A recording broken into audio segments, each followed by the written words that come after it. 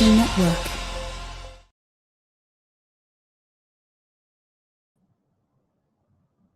Hello, everyone, and welcome to another episode of Cosmic Television Network. If you like this kind of information, you can always follow us on our Facebook page on Cosmic Disclosure Alliance, and definitely with my Gaia TV show, Cosmic Disclosure. We'll put that link, in the comments below there.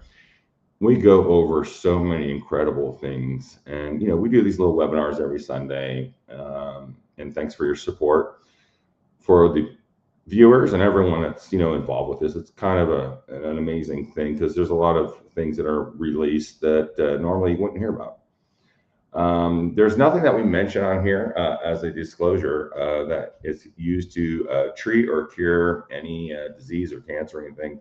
Please contact your medical professional. If you do have something going on.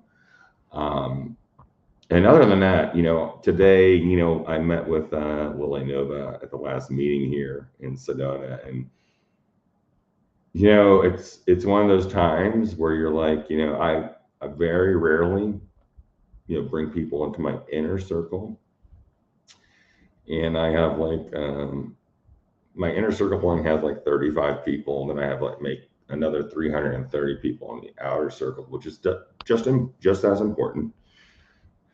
And I said, when I did the night watch with her and she was calling stuff out, I was like, oh my gosh, she's really connected.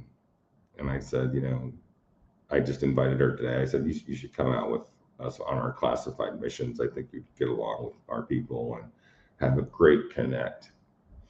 So if you don't know who she is, look her up. And we have all her links and everything. With no further ado, hey, Lily, where you at? I think you're backstage somewhere. Where you at?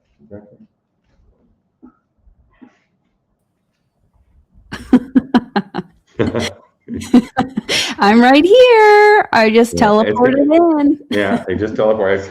It's going to be a very awkward interview because we just kind of talk in our heads, so we forget to actually ask the questions and talk. But it was really great, like that night out, because I was like, looking at everyone's energy, and you were just already connected, and it was so funny. It's like, Andromeda is right over here, Emery. And I was like, oh, is it?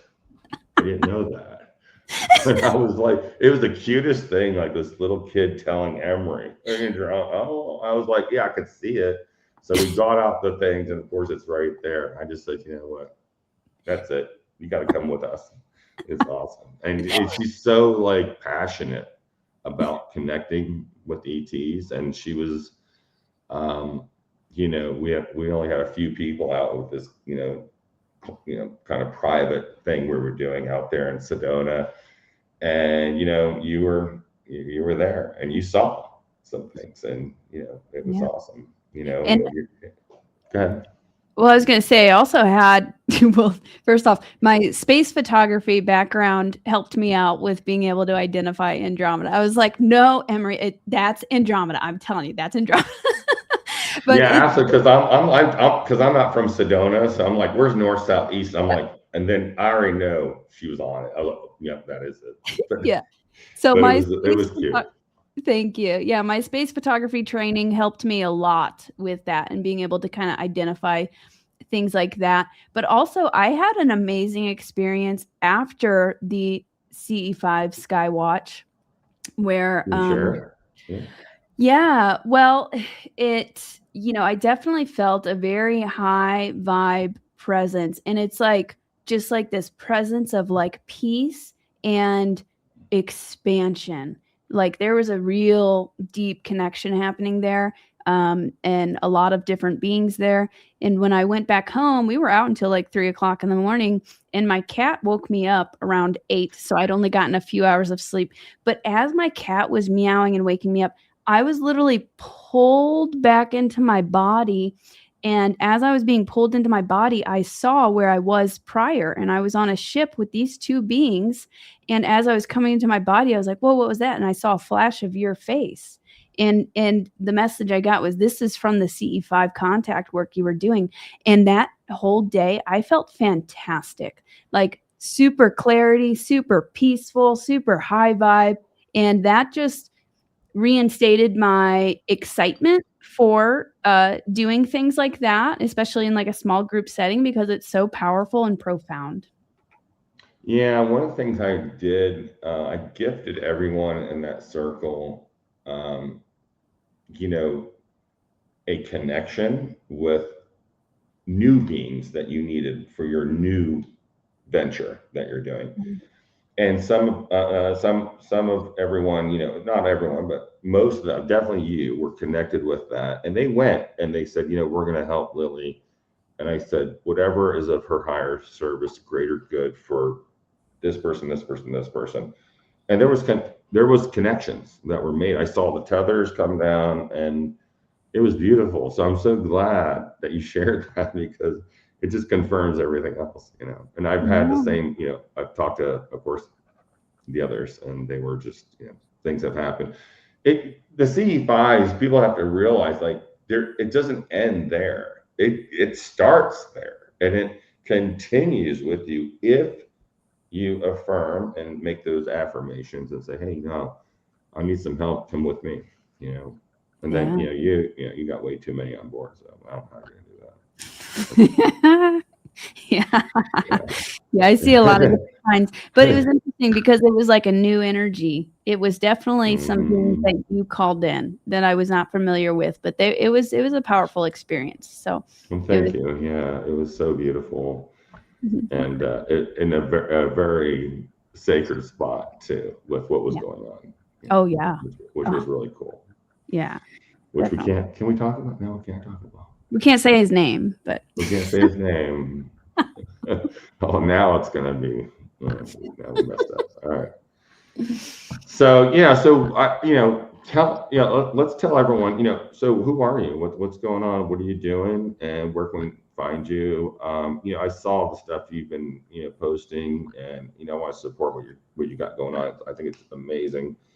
You're in Sedona, and you know, what's going on? Yeah, so a little bit of background, if there's anybody who doesn't know who I am. I was originally a nutritionist, and back in 2020, I turned to space photography, and I fell in love with it. It's in the middle of lockdowns. All the businesses are closed, so I just I quit my job, and because I felt something changing within me, and I didn't know quite what. So I turned to space photography, and I became obsessed with it. You know, I've taken photos of Andromeda, of the Pleiades, and I took photos before I even knew that I had connections with those celestial bodies. And it was just an incredible time for me. But a few months into that, I started being contacted by extraterrestrials, and they would show up in their ships, and a telepathic communication developed. And I was not in the UFO community. I didn't know anything. I was open-minded, but I didn't know. So I think that's part of why I don't want to say I was chosen, because it was like a pre-incarnate decision and timed thing where I would be contacted at that moment openly to help activate my memory, to help me to remember who I am, and activate extrasensory perception. And these things activated me. I went through a major series of transformations, of healings, of activating extrasensory perception. They started teaching me about remote viewing. They started teaching me about DNA activation, working with the chakras, healing, frequency, vibration, all of these things. And I just fell in love with it. And I would go out. The beginning of my journey was all about documenting the evidence and learning how they manifest, because I was just going by the seat of my pants. I didn't know what I was doing. I didn't have any friends who did anything like this. I wasn't in any of the communities. So I was just going out with my camera, experimenting and setting the intention to make contact and communicate, and just saw what happened, and I documented it. And then that transformed into, they're like, okay, you need to start a YouTube channel and get a singing bowl and start doing these activations. So I got really deep into meditation and teaching other people how to make contact. And now I do YouTube regularly. Usually on Sundays, I post a YouTube video, And yeah, so that's an example of some of the contact work that was during my Sedona retreat a couple of years ago. We got into a circle and we were doing a meditation with the intention on manifesting and anchoring in our highest timeline, personally and for the collective. And this orb appeared above us and it circled above us and then it flew out. So there's a couple still shots of it. And I believe it was a whole like council of beings within that orb. But I just find it fascinating and exciting. Yeah, I wanna gift you with some science that you may already know. But when I started astrophotography, 40 years ago, and being on sites of craft with the clandestine government, it's interesting that they use the cameras and other electronics to communicate with you.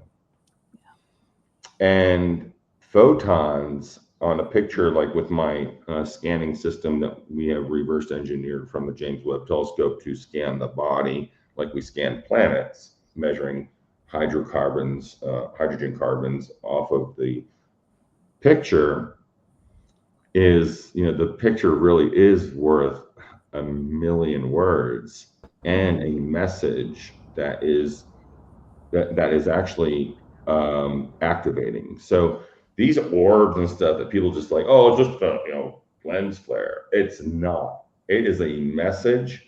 Those photons were for that person who took the picture, and for others to actually look at and to download certain information. Yeah. And I want you to know that all those pictures that you've ever taken, which I've seen a lot of them, are really important for anyone to see, but specifically, definitely you, Lily, for you to upgrade your consciousness. Yeah. So those little sparks, those little things, those whatever you're picking up, and every reflection of light that goes into you from whatever you've seen, or during a moment, or the stars, like you've seen so much stuff. It's really important because it helps you, because you've been asking, Lily, I know this is going to embarrass you, you've been asking for the upgrades, and those upgrades are coming in, and you just want more and more and more. And I think it's wonderful, because not everybody is ready for that and wants to do that. So those, zooming in on these anomalies, whether people, oh, it's a dust particle. Well, that's okay, because dust particles, reflection of light, indicates in that light another entity or energy that's trying to transmit something from you, because that's the best, safest, effective way for a lot of extraterrestrials to communicate. So Yeah. Yeah. No, thank you for sharing all of that. And that's what I was finding also as I was experimenting with this and doing this. And light is information. So they're communicating through the light, and the camera can pick up more of the light spectrum than our eyes can see. So that's why I became obsessed with being able to document it with my camera, because I was able to see things that I wouldn't necessarily see. And it came with an upgrade. All of this comes with an upgrade. There's a frequency, there's an energy signature within these photos. I've actually had my ears ring just from reviewing my footage. And then telepathically, I heard, see, there's literally frequencies in this footage. That's 100% correct. Most people can't hear that. Like Cameron and I are deaf, but we hear what we want to hear, my wife will say. But it is we hear other things, but sound before form. So I'm so glad you brought that up, because there are some people like yourself and on my team that there is something coming out of a 2D flat picture that you can interpret. And one of the downloads I gave everyone that night was to be able to look at something and receive the sound. The message is not always light. It also has to do with the tonality. Everything, even though it looks like a flat picture of a star, that's a tonality that you can tap into. It's really important to know this. And if you open yourself up for that, and obviously you did, you're gonna get a lot of messages. Yeah, and even like within the pictures, I mean, who knows what sort of quantum information is infused within those photos. I was just watching the movie Contact last night, and when they receive the transmission from Vega, it comes as well, first it's static, and then they have to decode the static, and then they find all of these pages, 10,000 pages of blueprints, and they were confused of how it all fit together. And they're like, no, we can't look at this as a 2D thing. So they put it together in a geometric shape and it came alive. It was multidimensional. So I imagine that's what's happening within these photos. We just don't quite understand exactly like all, but our soul, our energy can feel that even if we don't understand exactly what all it means. Yeah, it's enfolded, like you said, in the light of that spectrum, and everyone can read that a different way. And that was a great way to put it. Oh my gosh, Contact! I can't. I'll get emotional when I hear Contact because it's Yeah. filmed in New Mexico, and I was out there at that site, and it's really cool. You should always go check it out, and anyone can go out there. With a vast array. I was also stationed in Arecibo in Puerto Rico for a year, and that was just amazing. Wow. Back in the day, because it really wasn't about the frequency of the sound. It was more about sound transmits objects, because you can, like the monks, they can make an apple out of their voice. Yeah. And the same thing is these packets of information when we go out under the stars are so important for health, and to upregulate your cells, because you are just this quantum quasi I should say this quasi 8 crystal. You're this quantum DNA crystal that always wants to have upregulation, and that's why it's important to go under stars and look Mm-hmm. up. Yeah, and Yeah. which you're experiencing. Yeah. 100%. Yeah. Yeah, the patience, Michelle DePaul, is important because it's not about our time. It's about the time that we have dedicated to be here and to experience and to learn. I have an intricate team, and there's some of them that are really positive and some of them that are really negative, and but they're part of, you have to have this yin and yang, because I don't want, I want to know, I want someone to tell me the truth. I want to know, hey, maybe that was, I don't want a yes crew. All my crew are all crazy alphas. It's so much fun. That's why you'll fit out. Everyone, and it's so great to see all of this light come out, because everyone has the best interest in the end for everyone in the world. And it's really about, there is some, you want a little bit of discombobulation to question, things, and it's really beautiful. Yeah, I was going out under there. There's a couple people there I didn't know that I brought out under the stars that night. That I was not, I didn't, but it was important to do what we did, even though, you get a couple people out there maybe not in coherence. Mm-hmm. It shuts a lot down. Yeah. Even though, and you know what I'm talking about. You can Mm-hmm. get like the best 10, 12, 15, 30 people, but if you get one person, you know, what happens. Mm-hmm. But you can, it's one of those things, unfortunately, that you want to really have a good team and be out there. And I'm doing a mega event involving a lot of species in September here in Nevada, and it'd be great to have you there. Yeah, And let me know the dates. yeah, and I'll come hang out with some aliens. yeah, face to face, face to face. Not just, oh, there's a star. Oh, no, you're gonna be right there, and they're beautiful and they're really nice, and my team will tell you about them, and it's kind of just the usual around here, and Wow. it's good to embrace the reflection of those entities face to face.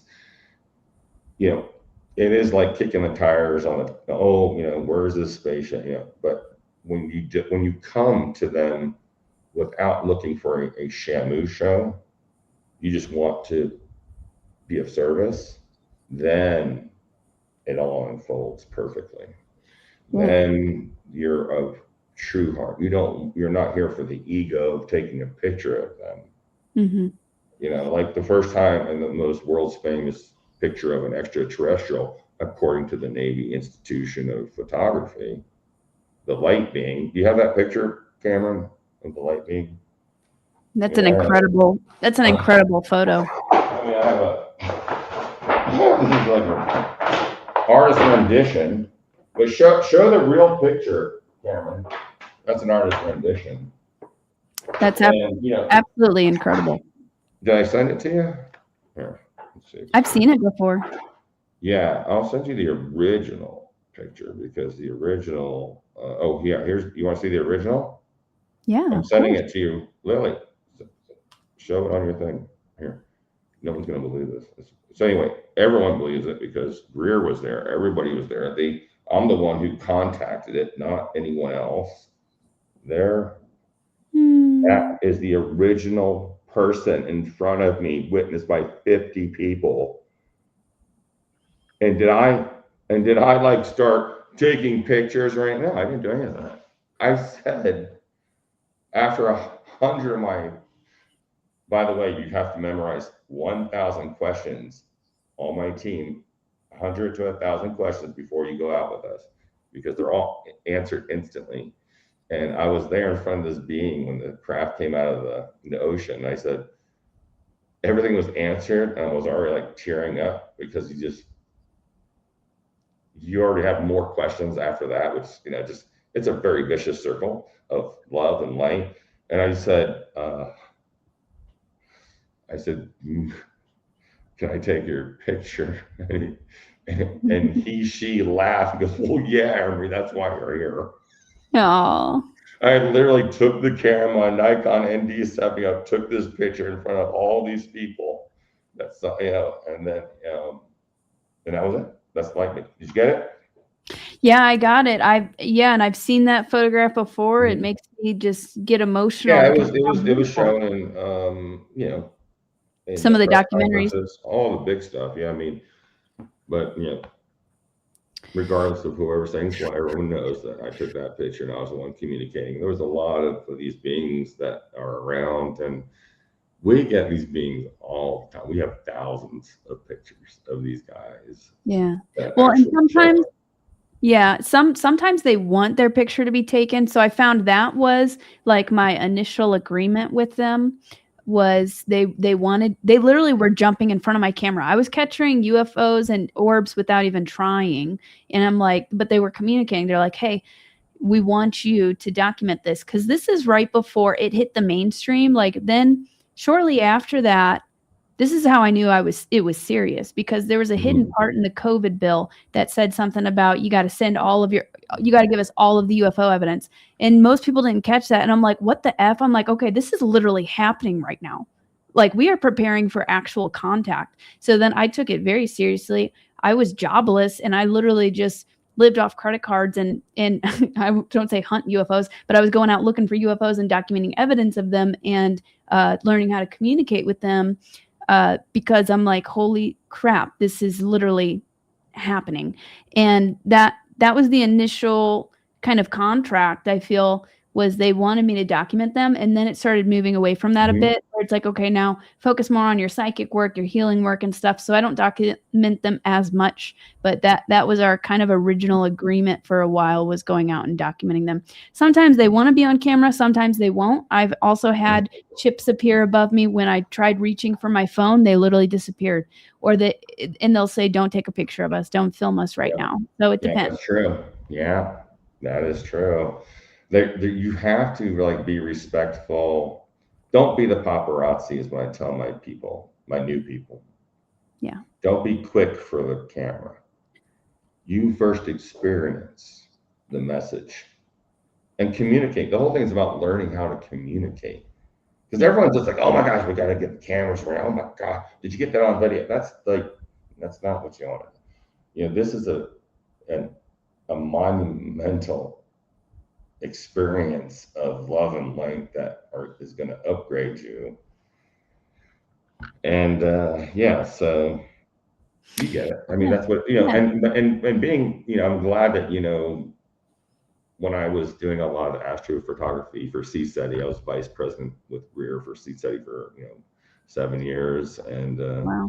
chief financial officer, and one of his best friends ever.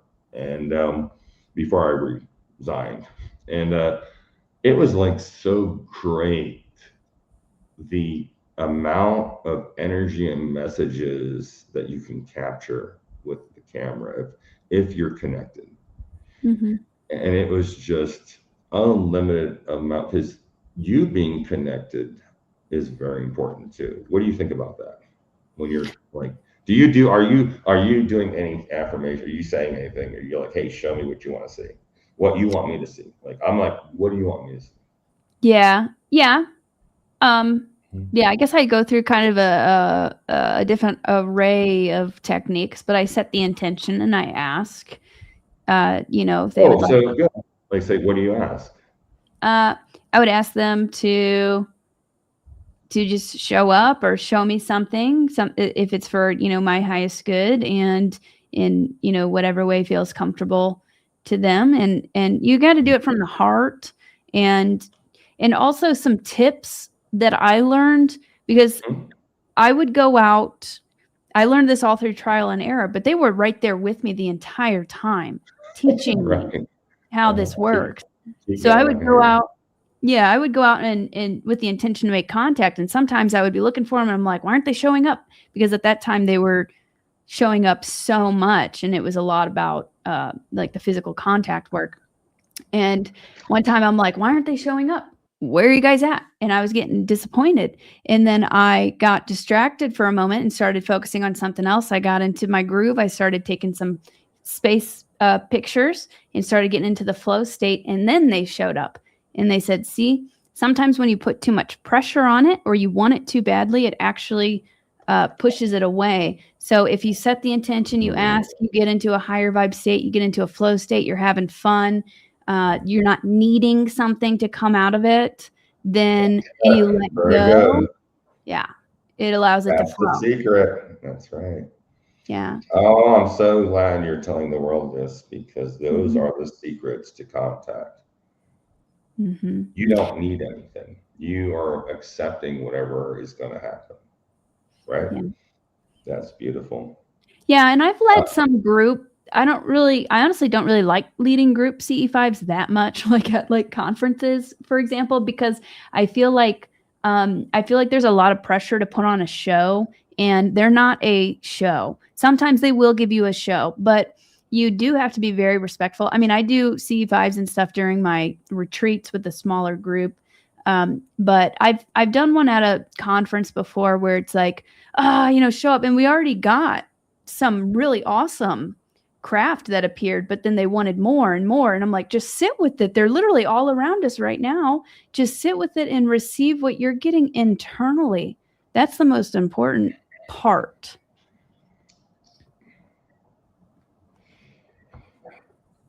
You know what I'm saying? Yeah, I'm speechless, because I wish everyone thought like that, because it's not about the show. I did this thing on Contact in the Desert, and I took, 500 people out in the back of the hotel. There's the light being. So beautiful. So there's the two eyes, the chakras, the heart, and the halo. And they were all over. I wasn't the only one who saw this.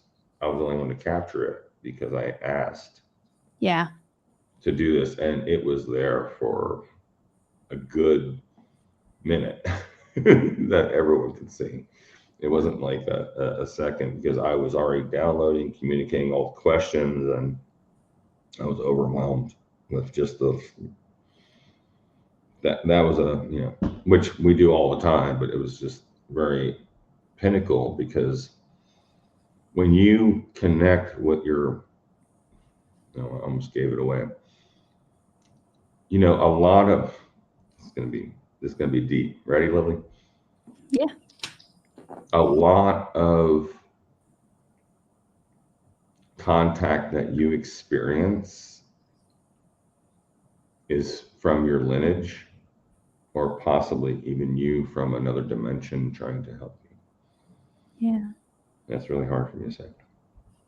And it's not ego or anything. It is your energy is manifested on multi-dimensional, multi-levels. This is proven in the projects that the frequency of your photons, of your picture of you and me right now, is actually can be documented on the, let's say the light beam has an energy. This is a most studied picture in all ufology in the world that I know of, not just in the projects, because we have lots of cool stuff too.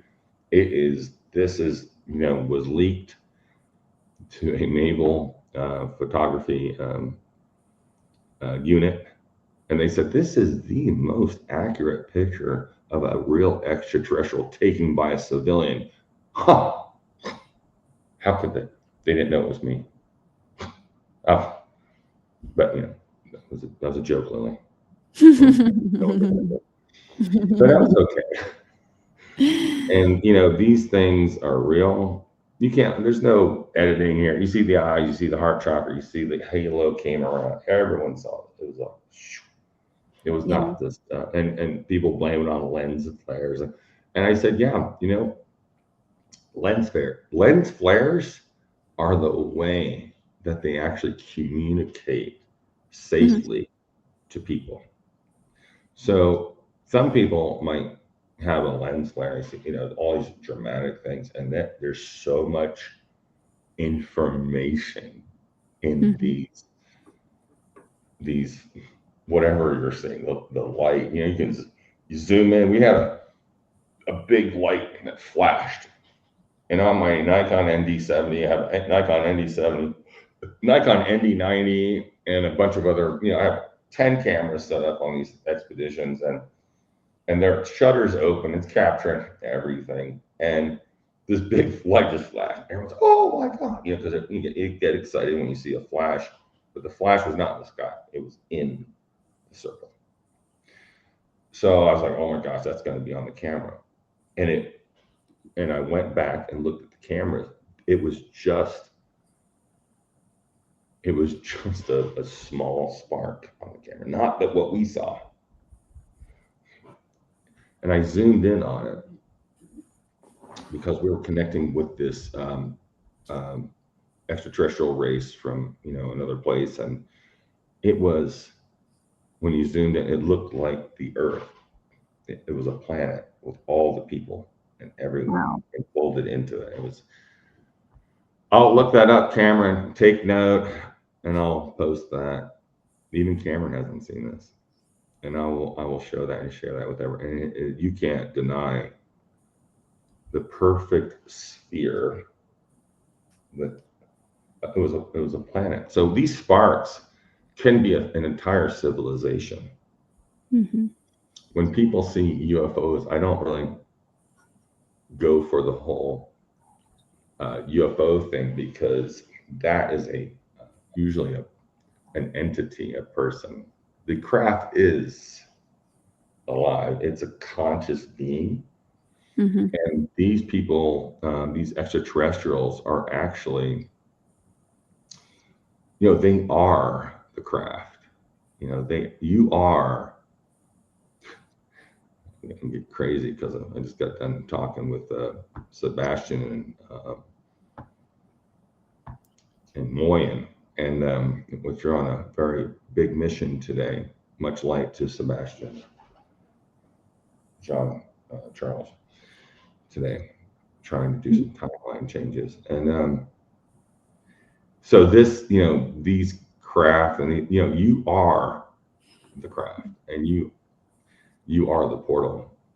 You don't know how yet, but I know but you actually can access a lot through your own energy and into different dimensional realities. Right? Have you ever done? You do astral traveling, right? Yeah. So I was just pondering that question in the chat. I guess I do. like bilocating, remote viewing. I guess that could be considered a form of astral travel. My consciousness is traveling or viewing. I haven't had, I don't know if I've had like a super vivid, like out of body experience where I see, actually, I think I have. I've had a couple times where I've seen my physical body. And yeah, I've sort of kind of remote viewed or bilocated on some of these ships and seen some of these beings before in that way. A lot of the time it's through telepathy, and I get that often in a visual format, very clairvoyant. That was one of my main gifts that I was activated, being able to see. But other times it's like I'm in two realities at once, where like sometimes, Right. yeah, I'm here, but then other times I might feel myself like in a pod or on a ship. Like it's like I'm kind of like juggling between two realities, and I don't really know how to explain that. It's quantum, and I'm simultaneously in multiple places, and sometimes I can tap into that. Like, did you meet Arcturus Ra, who's in Sedona? Yeah, of course. Yeah, I'm actually, I'm doing a portfolio right now because I want to get a lot of people on my show, Cosmic Disclosure. Yeah, And he's interesting. I understand, him. Yeah. It's hard for hybrids like you and Arcturus. Sorry to call you out. It's hard for hybrids to relay information sometimes because of the overwhelming energies that you get that you want to, decipher to the world without sounding like a fucking loon.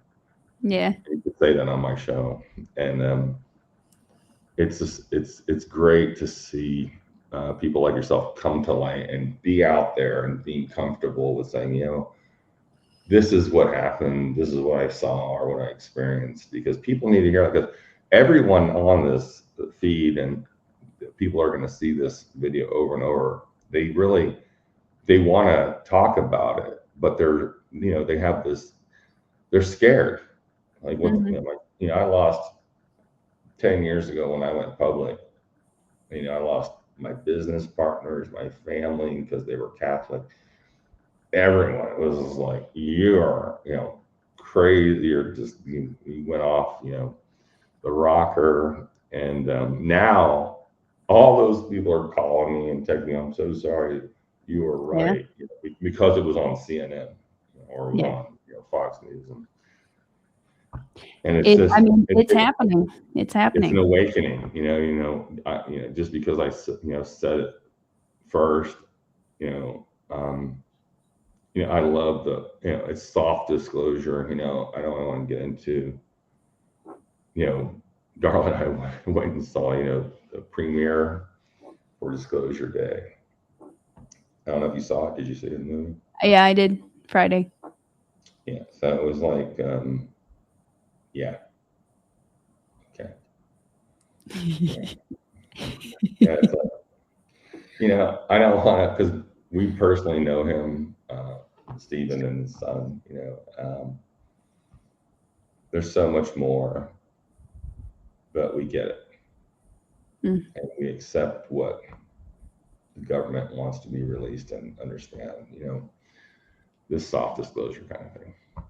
Yeah, so it definitely felt very orchestrated. It was very particular about what was revealed and the way that it was revealed. There's a lot of people that are poo-pooing it. There's a lot of people that love it. There's a big controversy around it. But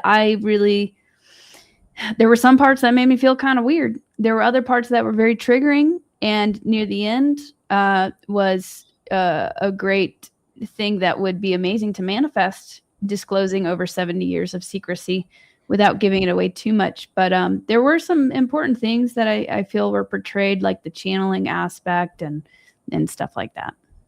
Yeah, could you elaborate what resonated with you on the things on that movie?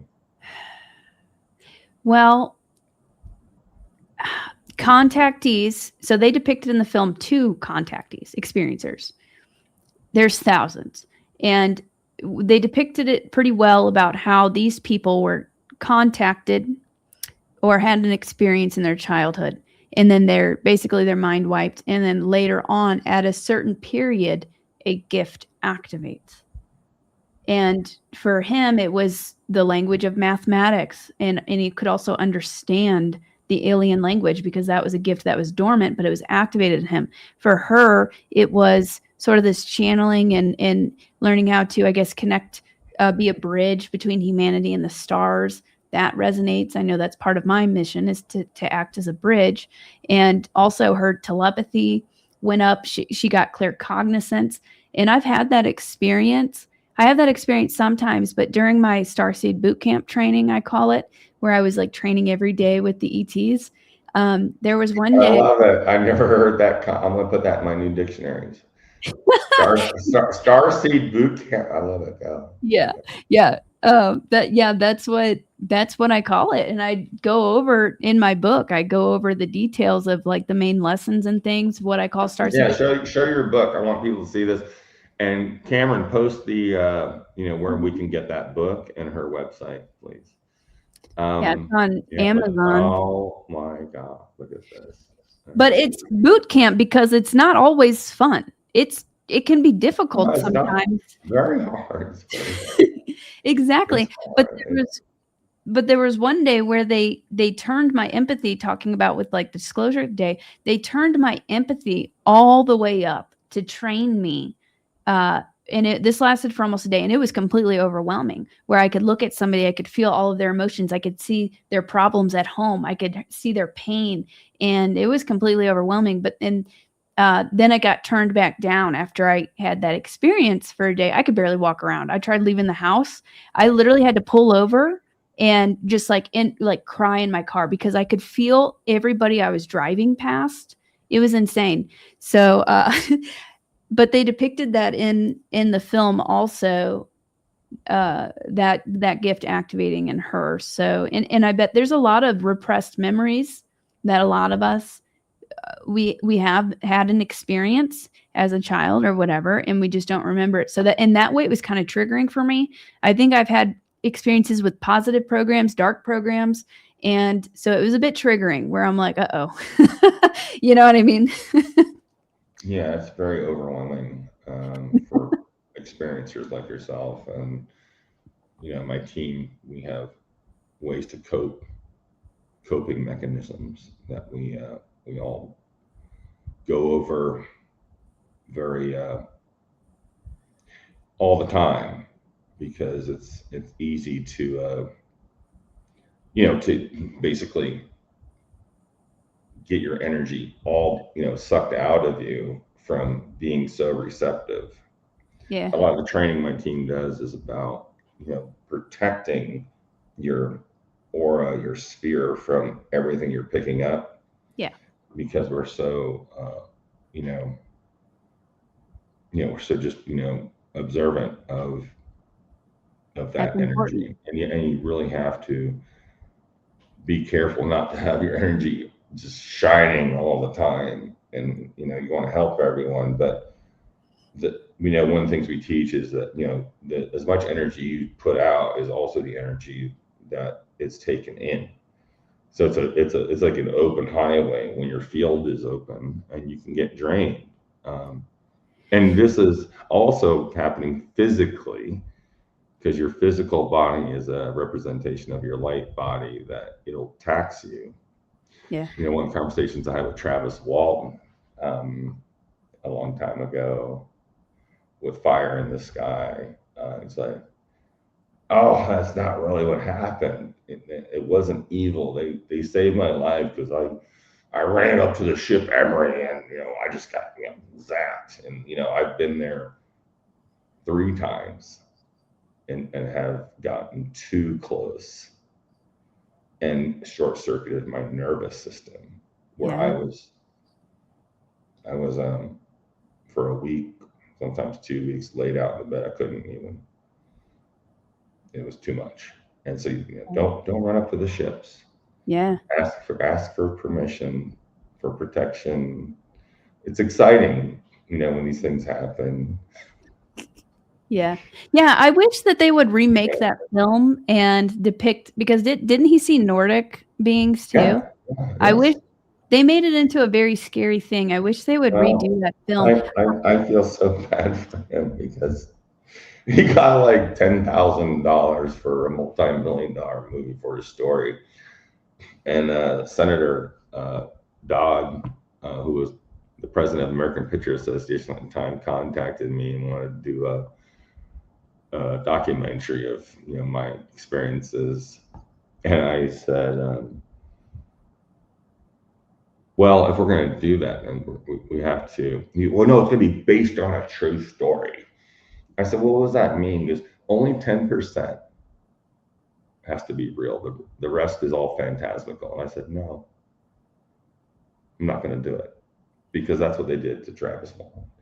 Do you know that only 10%, based on a true story in the American Picture Association, is just that little part has to be real, and Yeah. it's and it and he was just so upset because the way it was portrayed was not really, and many people with movies, this happens based on a true story.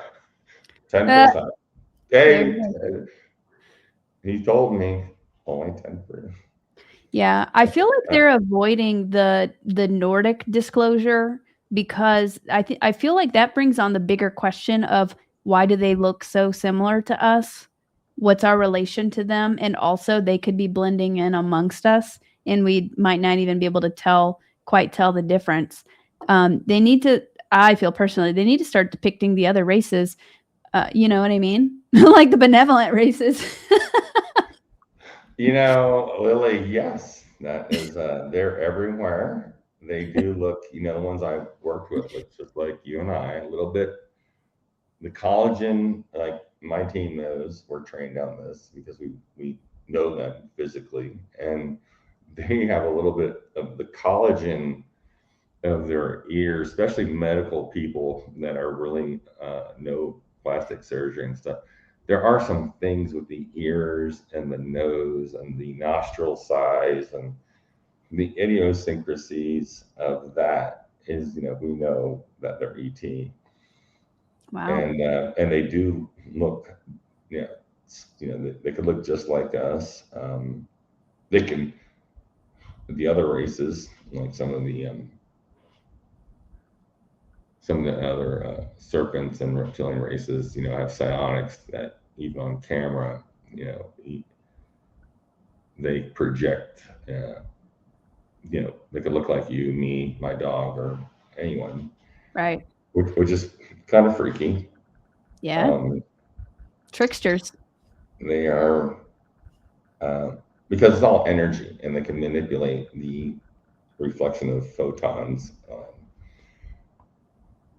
Even a camera. Well, sometimes some cameras, the CMOS cameras from back in the day that they stopped making, um, the old recorders can see a little bit differently those fluctuations in light.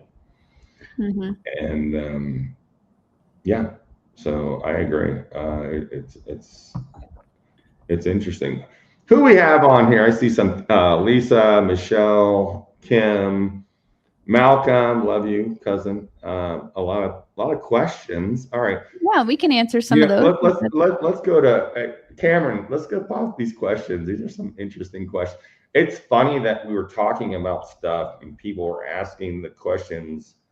I didn't even see those questions, by the way, and we were already into answering some of that. Yeah, let's go to some of these great questions if it's okay, Lily. And Yeah. yeah, I'll go to you can see our private chat comments and stuff. Starred Kim Aston says, "What comes with an upgrade?" Would you like me to go with that one? Yes, ma'am. Okay. What comes with an upgrade? So sometimes it depends on the upgrade. Sometimes it can be pretty taxing on your body. So you might need some rest and a lot of recalibration. So that might come with symptoms like ear ringing with a frequency or density shift, fatigue, a lot of energy, no energy, dehydration, and in extreme cases, I think even seizures. I've had 2 grand mal seizures that I believe were almost like a near-death type experience. That's on a very extreme case, but you're getting an influx of light. You might start seeing light in your third eye or seeing sensations or feeling sensations on your different energy centers that could be conducive with an upgrade. And then you might just automatically, as that integrates, you might just have new aha moments. You might be able to understand things or see things differently. You may feel different. You might have new gifts and abilities that activate. And some of this stuff just happens automatically. Like now I working with the energy centers and doing meditation, like I sometimes like I just do this and I don't even know, like I'm like channeling essentially energy through my body. So you might even feel like moving as you're, working through that, and accessing more of your potential and energy centers. Wow, that is beautifully put. Yeah, I I get that. You Especially can like what you said about the mood. Go ahead. tap on the third eye too. You could feel, sometimes you'll feel that, and you can even tap on it to help stimulate it. Yes, absolutely. I got to gift you with some of our solutions that help with the pineal gland. Perfect. So I'm gonna get your address and I'll have a little gift. Yeah. If you don't mind, I'd like to, and I'm super excited to try that. Thank you. I would like to discuss maybe some downfalls with upgrades. Not downfalls, but No, one of the things is that we don't have to always be positive because of what you're about to say. So go ahead, take it away. Well, I was going to say sometimes it comes with something that you have to face, or shadow work, or something incredibly uncomfortable. I wrote about some of those during my Starseed boot camp. It was not always fun, you guys.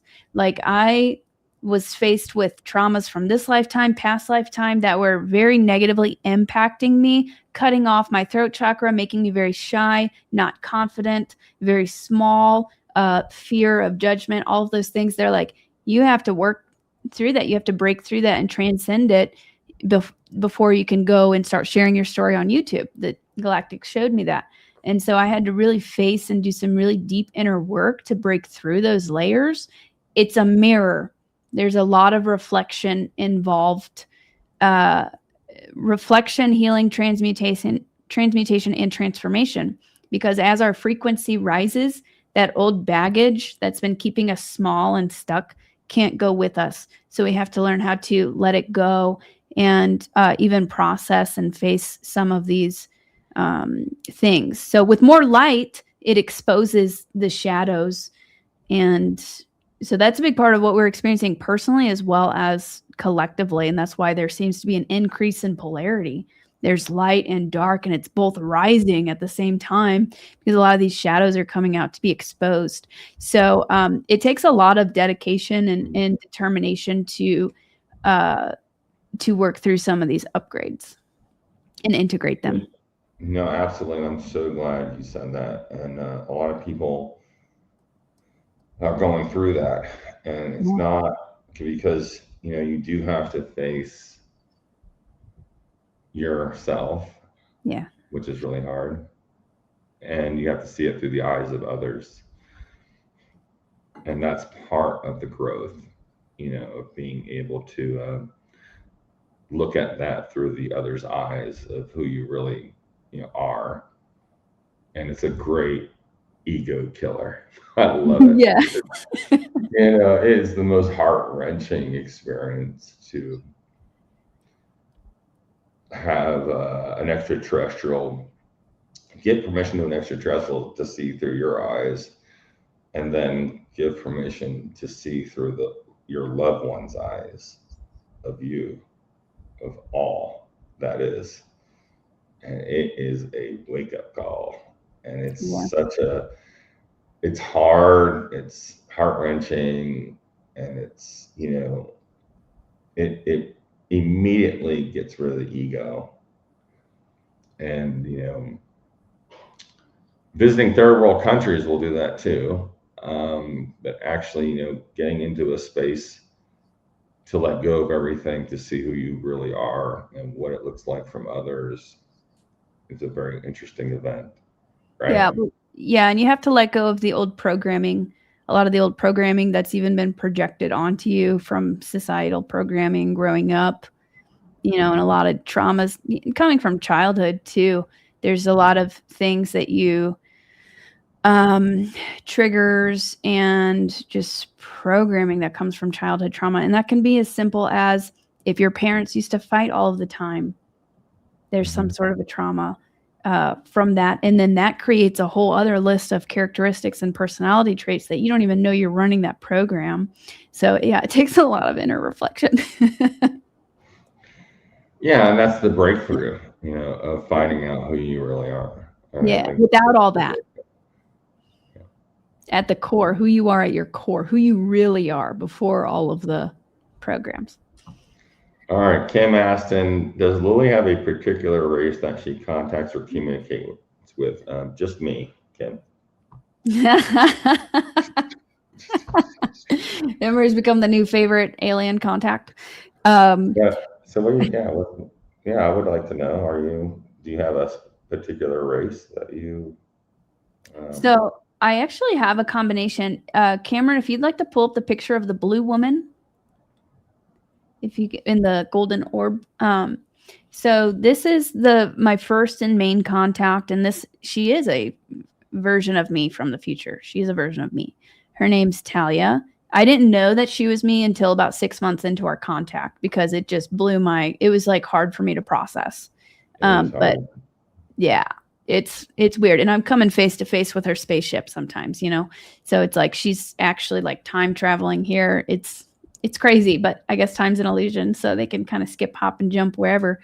But so she's from the Andromeda constellation. She's an Andromedan being. Before that, I believe they descended from Vega and Lyra. And so they're light blue, no hair, but they look very humanoid. And they had silver skin-tight uniforms on that looked like Star Trek is when I first saw her. That's what her and her crew were wearing. But then I started seeing all sorts of beings, like the Pleiadian beings, Arcturian beings, the Lyran beings. Those are kind of the main beings that I communicate with. Inner Earth beings. I also talk to Sasquatch. I've had interactions with Sasquatch beings, and other combination of beings where I don't even know exactly where they're from, or there might be another density, like a whole other where they're more of a light body that I see them as. So I kind of have, and I also talk to angels too, angelic beings. So it's kind of a combination, but my main people who first contacted me were Andromedan. Yeah, you definitely have that DNA. Wow, thanks for sharing that. It's so beautiful. Yeah, no problem. All right. Kim says, was there a specific reason they asked Lily to do the singing bowls on YouTube? I don't know what that means, but you do. Yeah, so they asked me to start to get a crystal singing bowl because at the time I was and I still am very much into personal development and healing and experiencing transcendental experiences. Always, yes. Yeah. So with the singing bowls, that helps create, and I have multiple ones too. Sometimes it kind of creates a binaural beat effect where it can really get you into a state where you can access the quantum and you can have these transcendental experiences. So later I found somebody else saw this on me first, and then I started seeing it and receiving messages about it. But an additional third eye in my throat chakra, that when I speak and do guided meditations, it helps create that quantum reality for people. So I can get people in a state of just quantum awareness where they can have these sorts of experiences and upgrades. So that was a big part of my personal healing and journey, because every time I took everybody on a journey on my Sunday activations, I would also experience healing and upgrades. So it was a very like symbiotic relationship, and then other people would have experiences, and some people would have crazy experiences afterwards. Like I did an Arcturian activation where I helped everybody connect with the Arcturians. And then afterwards, I got an email like a blue orb just manifested in my kitchen right after your meditation. And so some people would experience these contact sessions afterwards. So yeah, that's basically why. Yeah, the tonality that is set, like we did right before we did our contact work, is like getting everyone on the tonality of the same vibe. Yeah. And I think I'm addicted to singing bowls. I have singing bowls. It's just one of those things to reset and to get everyone on the same vibe for a second. Yeah. And just clear that mind. Yeah. Because the mind is the worst thing. Mm-hmm. And once that's all in the same tonality, like when you resonate together, when we do the ohms, and all the stuff, if we had bowls that night, I would boom. Everyone would have shut up and just go. and it is a vibration, because we are sound, and we are that form, and it's great to resonate. Yeah, very powerful. All right. Do you ever, Kim asked him, do you ever feel like they're with you like now during this interview? Yeah. Especially my first year, like Starseed Boot Camp, I felt them 24/7. 24/7. I could feel them, hear them. But I was like doing training basically all day and night at that period. But yeah, I can feel them. This morning, right before this, I started feeling some sensations kind of on my chest and around my ear. And then I felt a being touch me from behind my shoulders, and I saw a flash of them. And I was like, what is going on? I was like, it's probably because I'm about to do this webinar. But yeah.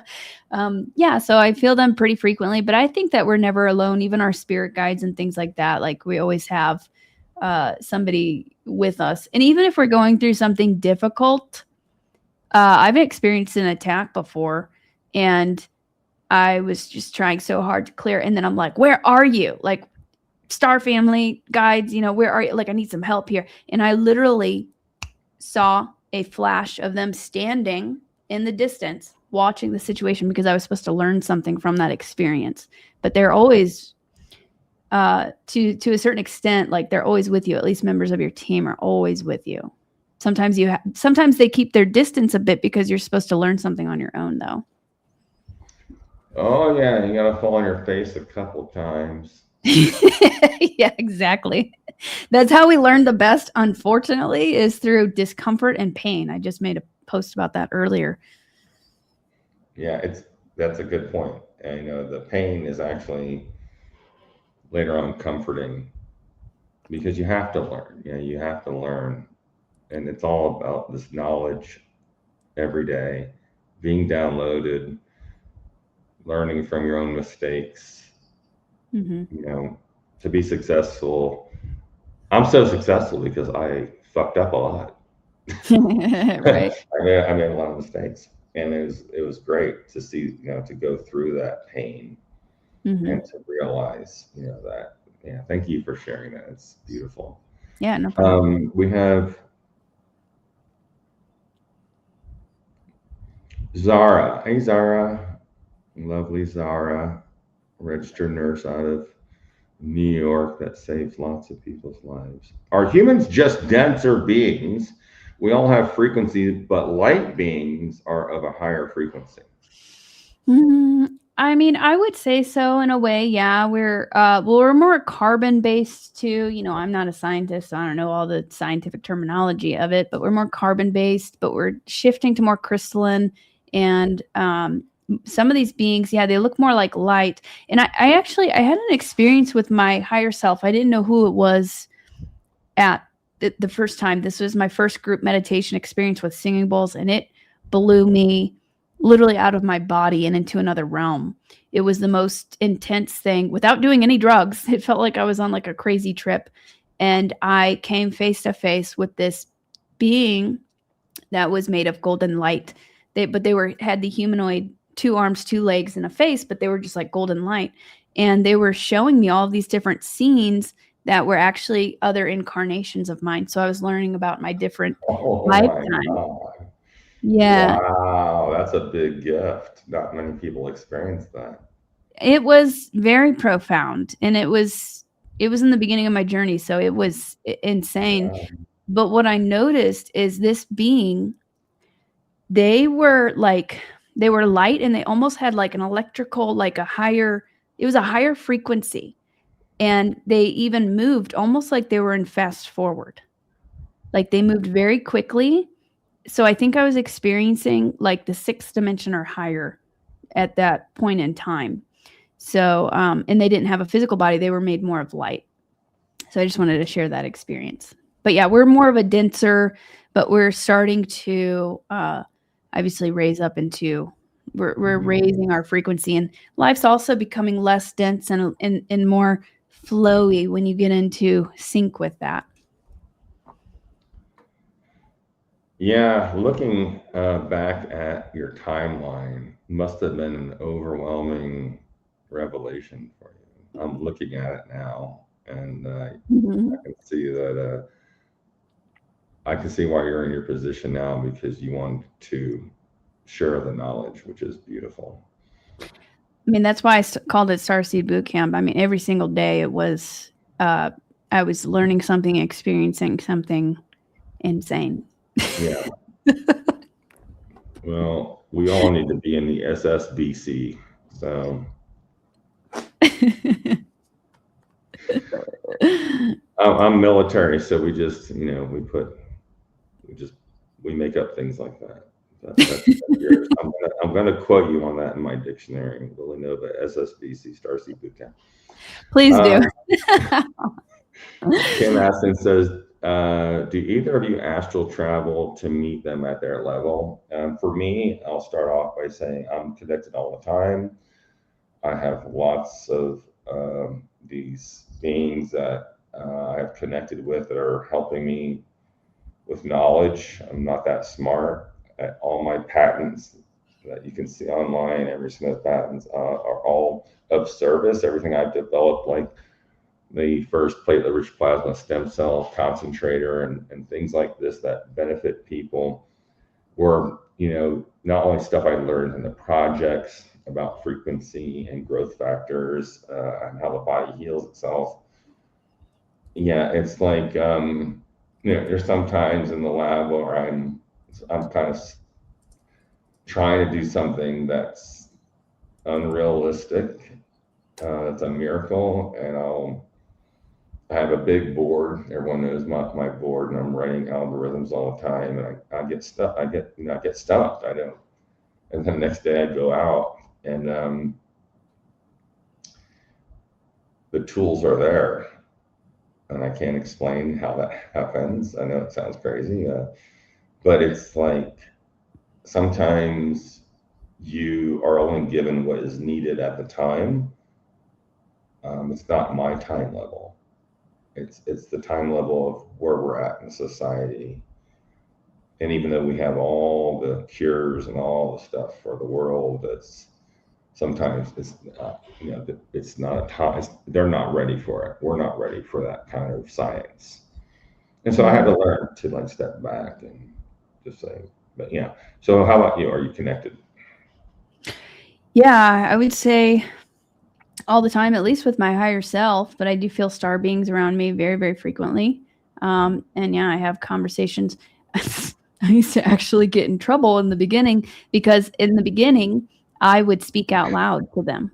And they had to tell me, stop talking out loud to us, because people are going to think you're crazy. I would literally be walking around talking to myself.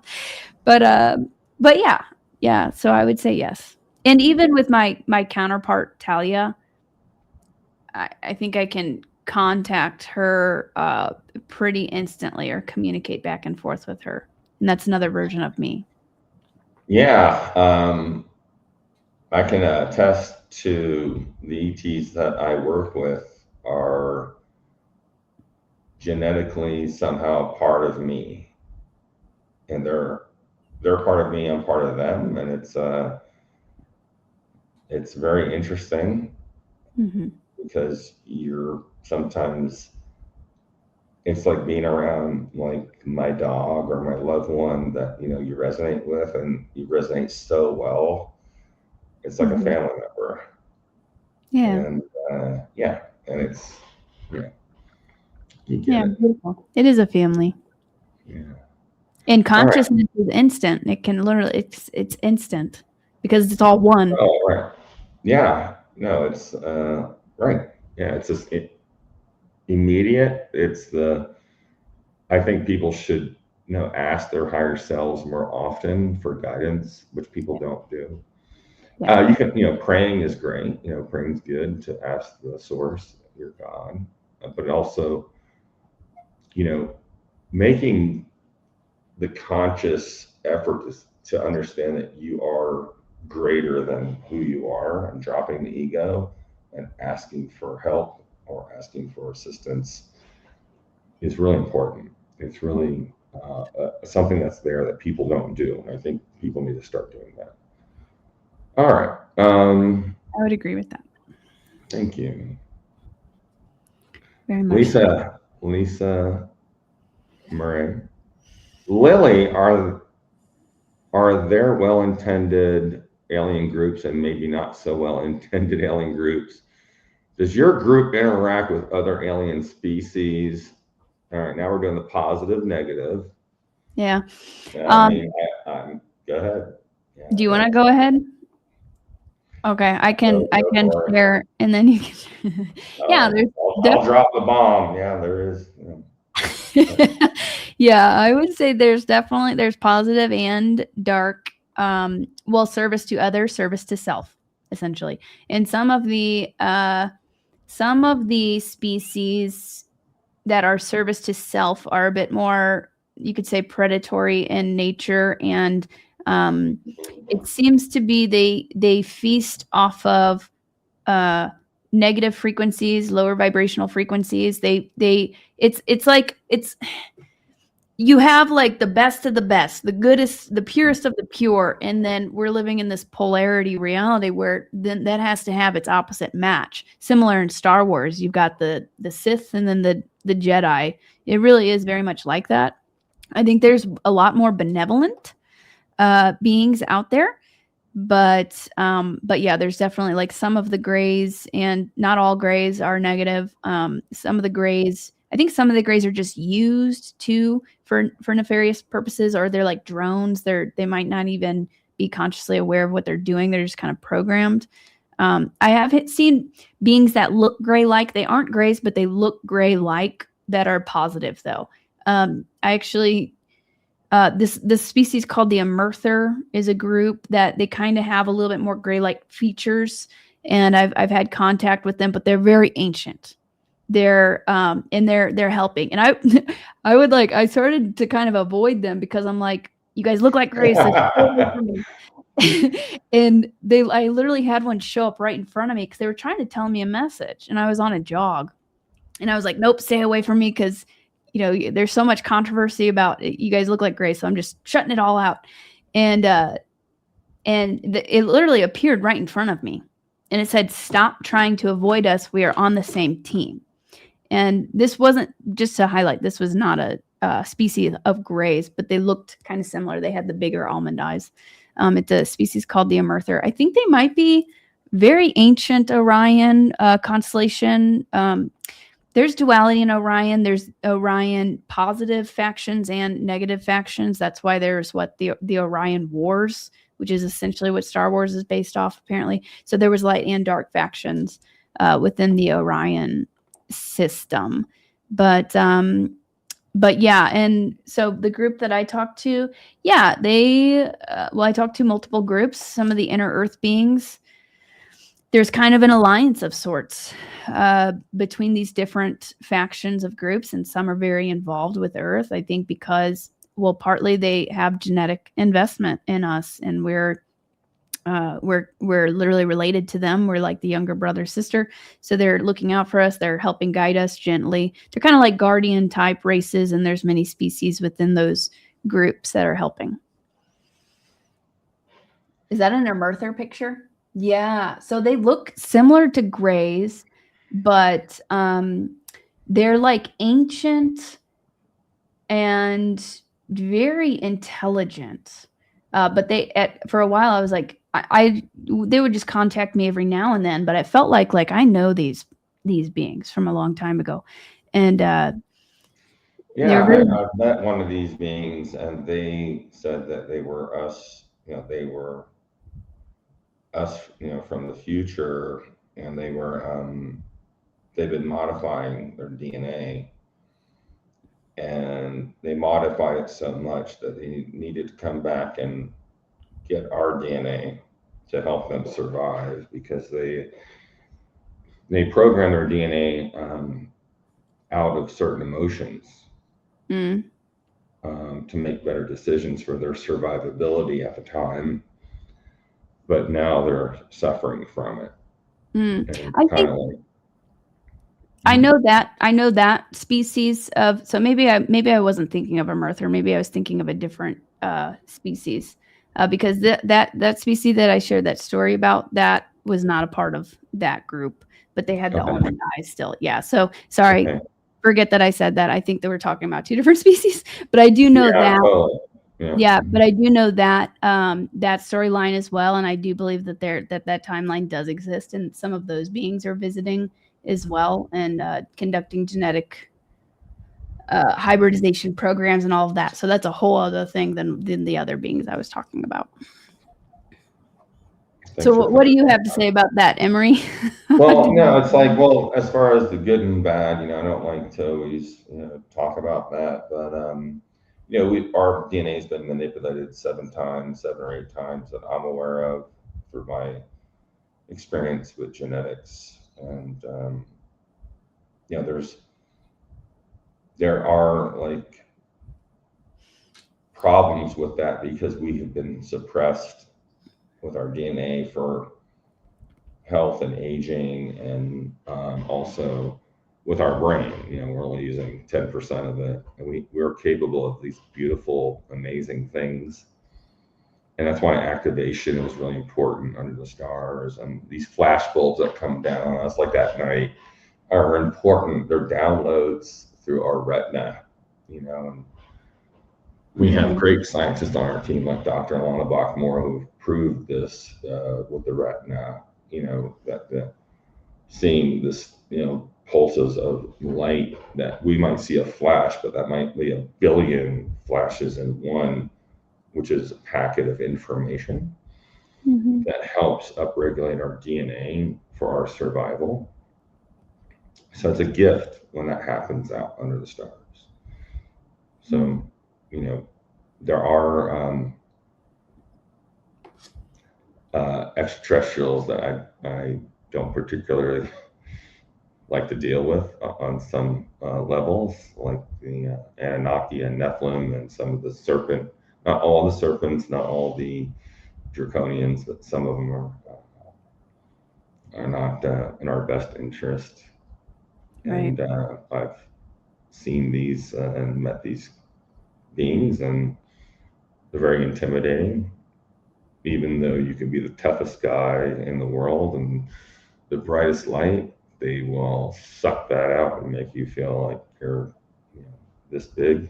And it's a very uneasy feeling to know someone has control, or a being has control, to make you feel less than the godlight that you are. Yeah.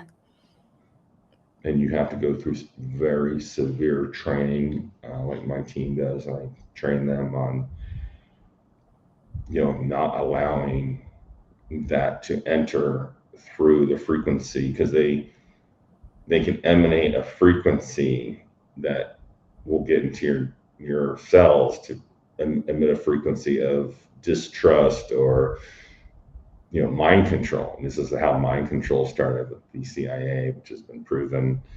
It's like it's a scary thing to know that this person here that you trust and love can instantly change into something, and they could have a thought that's not their own.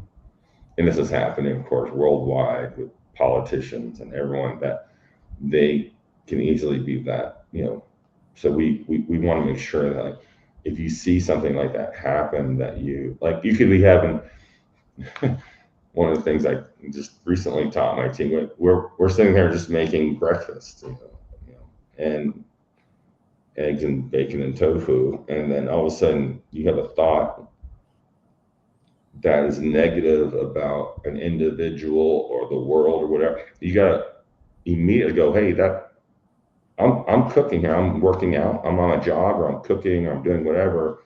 In my moment, all of a sudden I have this, oh, like, that's not you. So you have to, like, immediately block that. Yeah. You have to make sure that you're, consciously aware that there's no reason you should be thinking negatively about whatever that happened, whatever that is. So that's my take. It is real. They do this, and not to go negative, but these things happen. Yeah, it's a great point. Yep, it's really, it is a battle over the mind.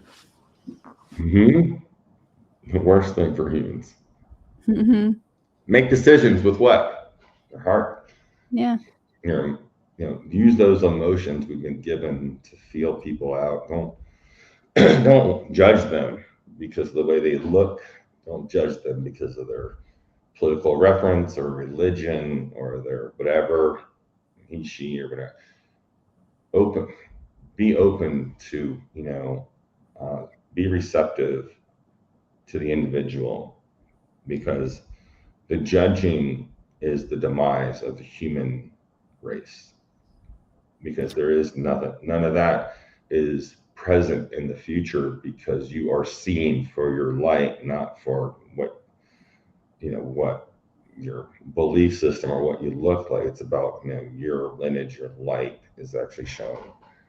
And that's what's great working with ETs, because they see your true self and there's no secrets.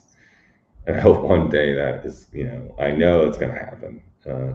I think sooner than ever, Lily, that um, telepathy and knowing all just releases everything off of your shoulders, and to be one with that individual is the most beautiful thing ever. Working with ETs was just the most beautiful release of everything, because there's no secrets, there's no hiding anything.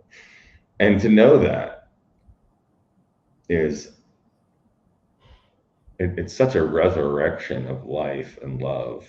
And I wish we could all do that, because the communication is a barrier with our race. All the wars are started because of the miscommunication, and that doesn't exist in the future. So we're going towards that, and I'm really looking forward to it. That's my take. So there. All right. Let's what we have here. Let's see.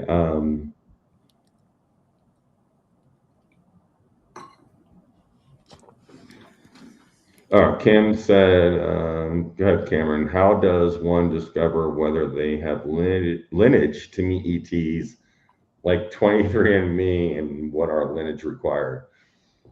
Well, I'll start off before you go, and I'll just say we all have extraterrestrial DNA. Ask Gary Nolan. Look at our white paper, Stanford papers on some of the things we did on the Atacama being.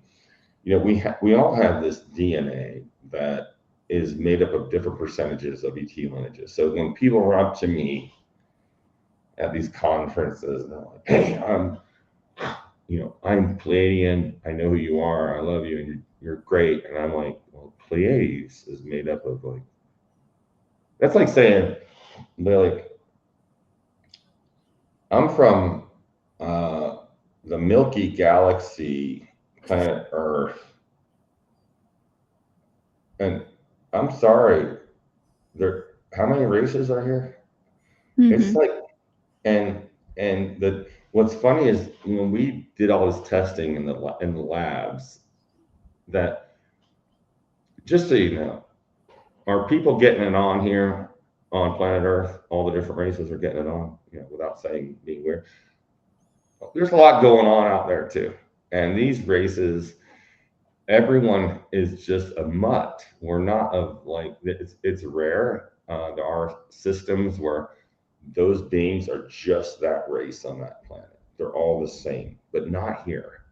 We are so diverse, and that's why they told me, "Oh, you guys are the Disneyland of the universe because we have so much species, not just human species, but animal, plant life. It's so, you know, um, it's just so diverse, Right.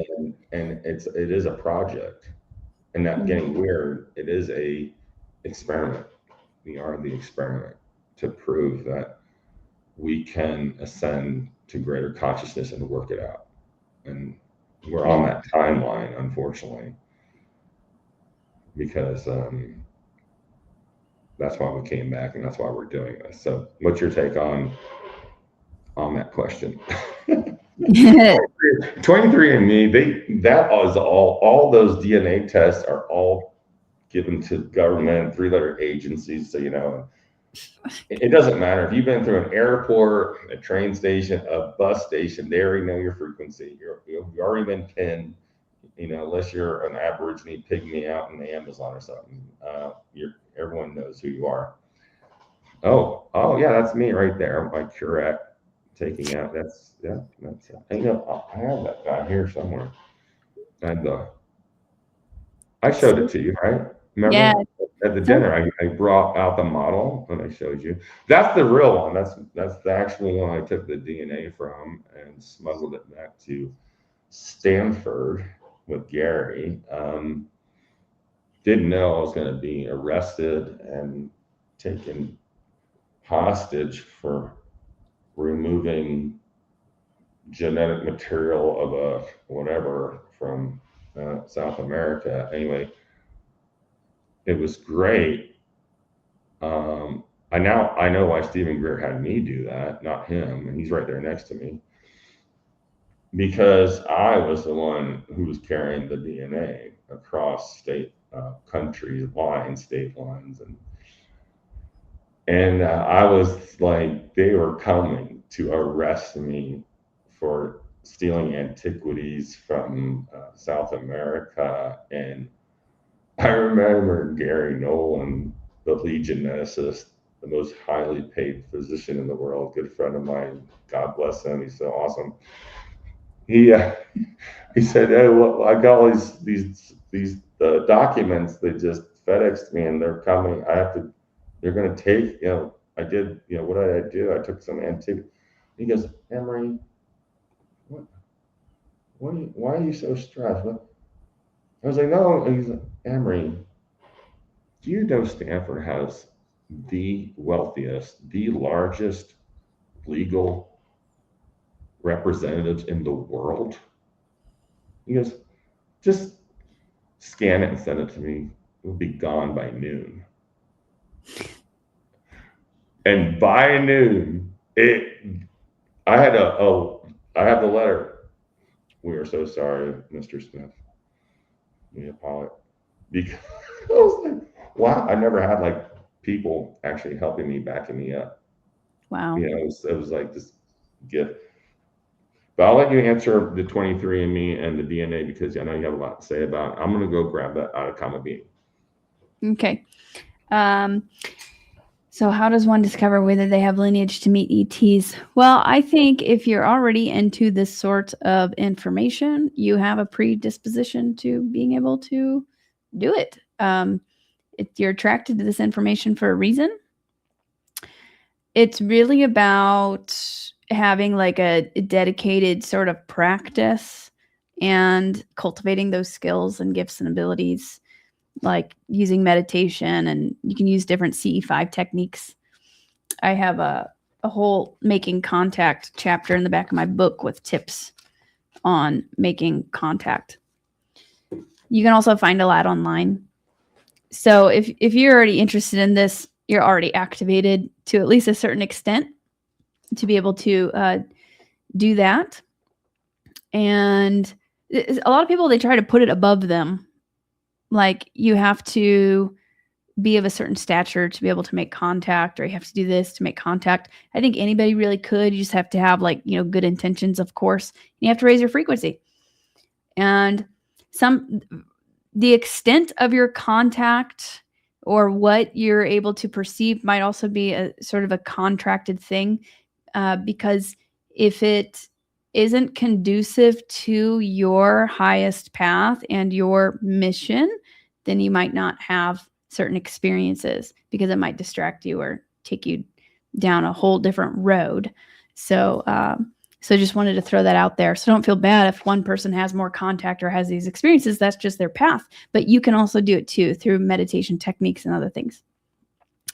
The 23andMe, like what Emery was saying, I believe they're scanning for different alien bloodlines, the Magdalene bloodline, positive ET bloodlines, negative ET bloodlines. I think we're all mutts, but then certain ones of us, I feel, have had extra ET genetics added to us, sort of like different levels of hybrids. But yeah, I don't know if I'd say there's any lineages required. I think if you're already interested in this and open to it, and you have a certain kind of frequency signature, then you're able to, and it's possible for you.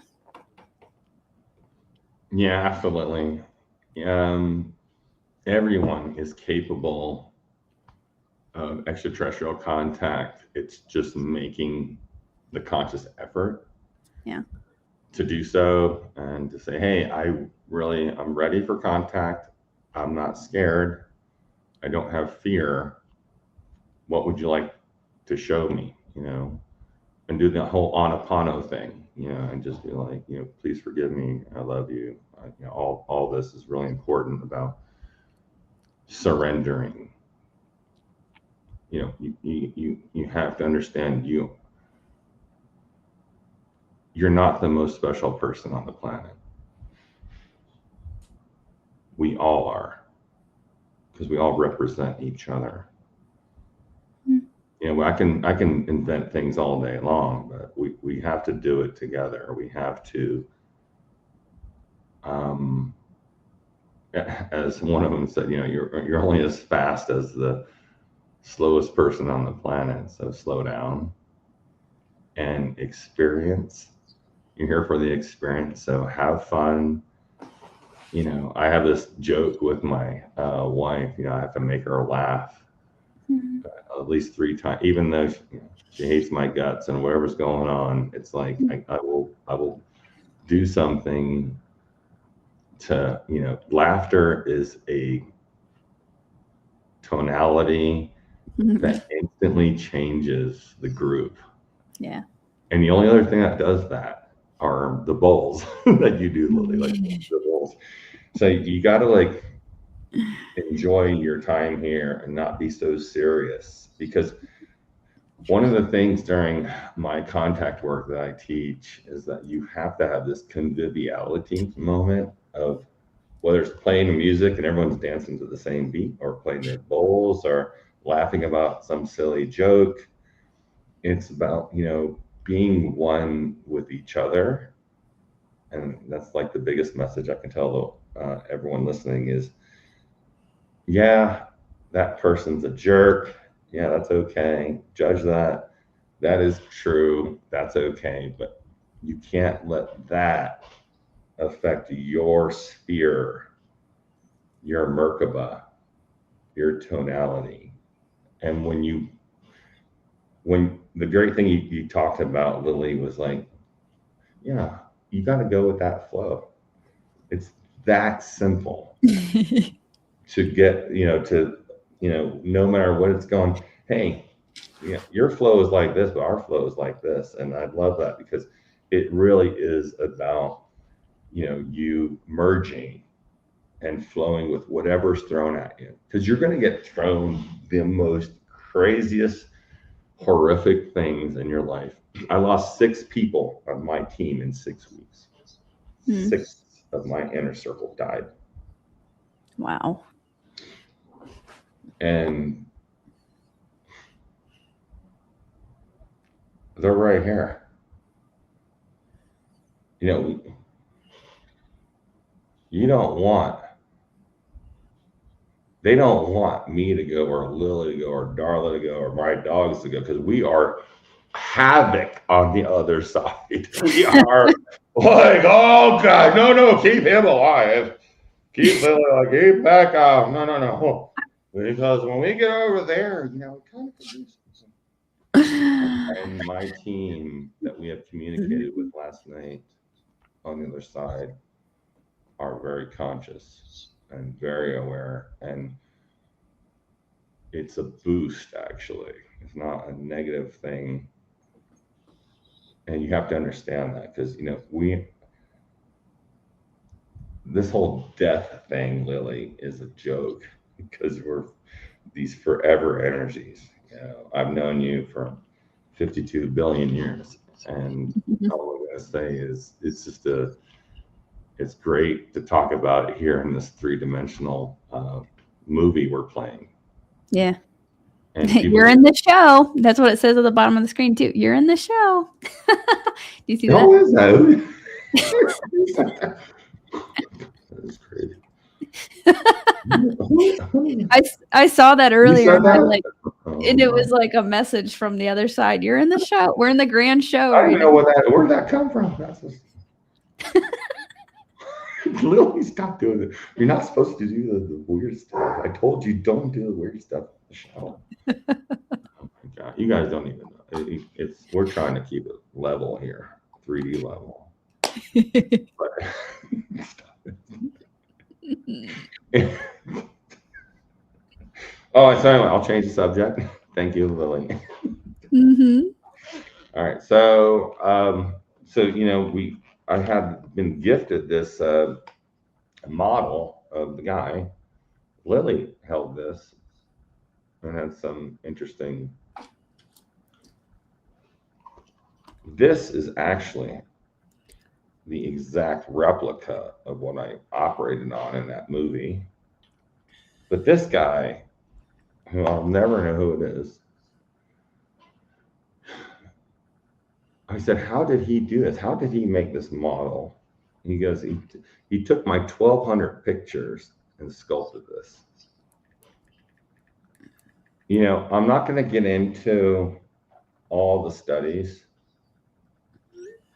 You know, Dr. Lockman, the world leading pediatric orthopedic radiologist who wrote all, you know, we're too smart. We made sure everyone documented first. I don't know what this is. I just sent, here's all the x-rays, CAT scans, MRIs, and you know, we just dug this up in the desert. Could you tell us, you know, 13, you know, centimeters? It's an 8-year-old boy. Do you mind writing that in a white paper and signing it? Yeah, no problem. Don't forget about the DNA. That's beyond. Oh, 3 years later, controversy. No, that's not. I made a mistake. It's okay. Yeah, you made a mistake. Okay. Because when people of high echelon get infiltrated and are threatened, and I've been there, you shut the fuck up. You don't want to. Yeah. You don't want to lose your loved one. You don't want to lose your dog. You don't want to lose. You know, and everyone knows my story. They killed everyone. So it is controlled, but not anymore. You know, when Darla and I help the bad guys, they get sick too. You know, we do these scans, you know, I'd like to share that with you, Lily, at some point. We do these amazing procedures and we can heal and cure them regardless of what they've done. I've never been that supported in my life with political, religious corporations ever, because I was giving and open and just did this healing for these people's families. And and what happened was they had a change of heart, and they said, I misjudged you. They said this. You can ask Darla. I misjudged you, and I think everyone should have this technology. And it was like, it falls into place when you're doing the right thing, Right. because everyone deserves. I don't mind living forever, but I want to make sure I look cute, and I want to make sure I am not in pain. And the ego just says, what I just said. I want to look good. It was a joke, Lily. All right. Well, forget it. We're damn these things we have. We're just beautiful. But what I'm getting at is everyone deserves to have that, and Yep. it's going in that direction.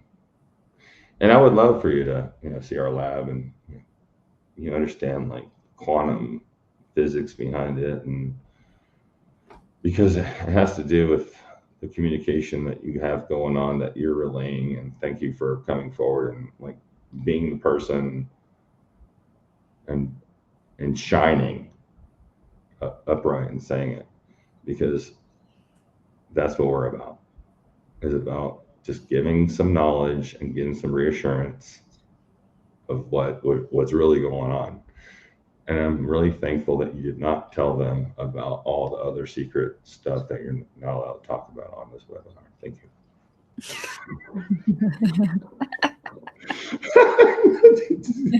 All right, let's go to the next question, Cameron. What's the next one, sir? Confirmation complete, R2B2.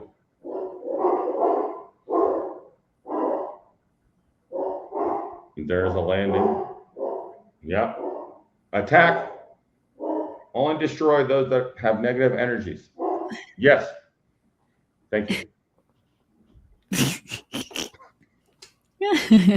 You don't even know. Ask Cam. You won't believe it. They talk to you.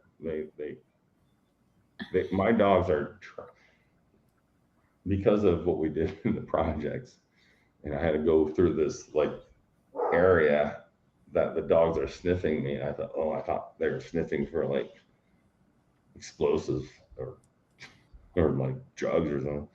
Had nothing to do with that. They were not they were sniffing, but they were measuring my frequency. Wow. To know if I had any pathogens on my body. Wow. Like strep or whatever, anything like that. And then, of course, me, what would I do? Like I grew Darla a petri dish and my dogs. It's like, okay, frequency is something that's measured. We can do that. So when my dogs come on to see when we do this contact work, they're like, and they're going to tell you, and I'll be like, and I won't see anything. Well, they're right here. Both are, and then I'm like, and then there it is. Yeah, It's that's quick. amazing. Well, my cat's an alien. Your cat? Yeah. I've seen. Oh no! Don't get me started. Yeah, the Lyrans. I have a lot of patients. They're like, well, my cat's been. Well, do you understand the cat can see? Okay, we see in like 3 wavelengths of light. There's over 1 million wavelengths of light. I have this silly classified people that have been on my expeditions. I've seen this. It does 12 frequencies of light, and you can see all the craft in daylight where they're at all the time. I want to And see through that. and the cat can do quadruple that. Wow. And we have a Lyran in the house. So tell me about your cat real quick before we get into the next question, because I want to hear this. Well, it's funny. It's a divine synchronicity because I've always loved Siamese cats. I had Siamese, galactic cat, everything with like a third eye on it. And I was out at camping in Piedmont, Missouri, which is now the UFO capital. And this just happened by chance, this stray Siamese kitten. And I took it home. And Siamese, they're like highly sought after, big, beautiful, bright blue eyes. And I took this cat home. You said it was a stray. Yeah, a stray kitten, baby. Yeah, that's Darla. This is a feral, crazy. Go ahead. Yeah, this is. Go ahead. Yeah. Oh, yeah. And when I got him, I did like a psychic pet session, communication session, and they said he was Arcturian and all these other things or whatever. And I was like, oh, interesting. Plus Lyran, of course, too, but he had a lot of Arcturian energy. And I was like, really? And one morning I woke up. Yeah. And one morning I woke up and I saw him. As soon as you wake up, your abilities are heightened because you're just getting into your body. And I opened my eyes and I saw a third eye on his forehead with my eyes open. And I heard he can see the aliens. And another time I looked at him a separate day, I just looked over at him and I saw him with almond Arcturian eyes. It was like an overlay over his eyes. And I did a remote viewing session with Margie K because I had some wonky stuff going on around my house and I just wanted to get a second opinion on it. There was a lot of like Cameron, add wonky to the dictionary. Yeah, wonky. There's a lot of weird energy going on. So I had this remote viewer, Margie K, and she's done hundreds of missing person cases and helped solve cases and all of that with the police department. She's very good at what she does. She was remote viewing my house just to kind of give her insight on what was going on. And she goes, she didn't know I had a cat. She's not really on social media. She's like, and that cat, she's like, that is not a cat. She's like, that being walking around is an alien. And she said she saw a tornado above his head, like an energy vortex that was literally going around clearing the energies. But he's very galactic. He's a cosmic kitty for sure. I'm going to get a lot of heat for doing this. I don't know what I'm about to tell you. Not only from my wife, but because of it's classified.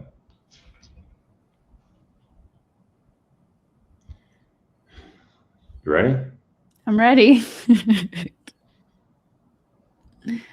Have you ever looked at a cat's eye? Yeah, you looked at a cat's eye. I look in my baby's eyes. There's only another species that have the same eye as a cat. Oh yeah, the reptilians. I know. Sometimes I wonder. I'm like, are you part reptilian, buddy? Or the snakes? They have the slits also. So they were. I hate to say it. They were manufactured. They were developed.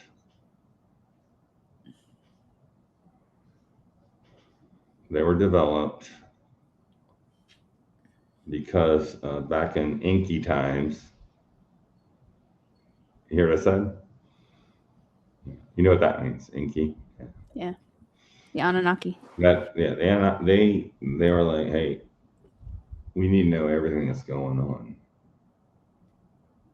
But what they messed up was they infused the feline.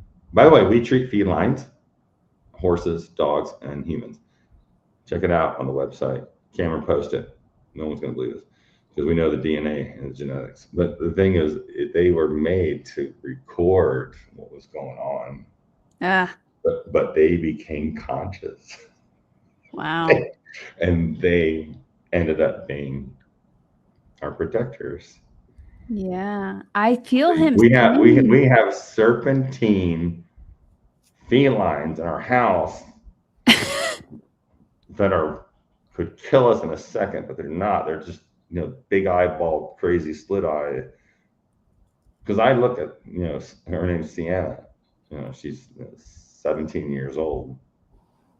17. Oh, wow. 17. And There's that number. feral. She's feral. And you're not going to pet her. But cutest, of course, most gorgeous, cutest cat in the world. And full of information, just, when you see something that was engineered, and I looked at this, Gary Nolan will tell you, it was like to see all the coding that's involved is just so beautiful. It's like artwork. It's like this, and then you see that, oh, wait a second. Humans are like all of a sudden just came. We had nothing to do with monkeys, by the way. It was like, oh, here we are. Oh, Yeah. look up cats. Where did cats come from? All of a sudden, saber-toothed tigers, no, that's different. Cats, not saber-toothed tiger. That cat did not come from a saber-toothed tiger. We didn't come from monkeys, but all of a sudden cats showed up in Egypt. You're going to love this. This is deep. And all of a sudden, there's sculptures, monoliths of cats. Okay. Yeah.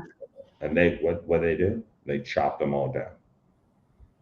They're still there. You can't ignore the inscriptions on the wall of the reptilians and the cats.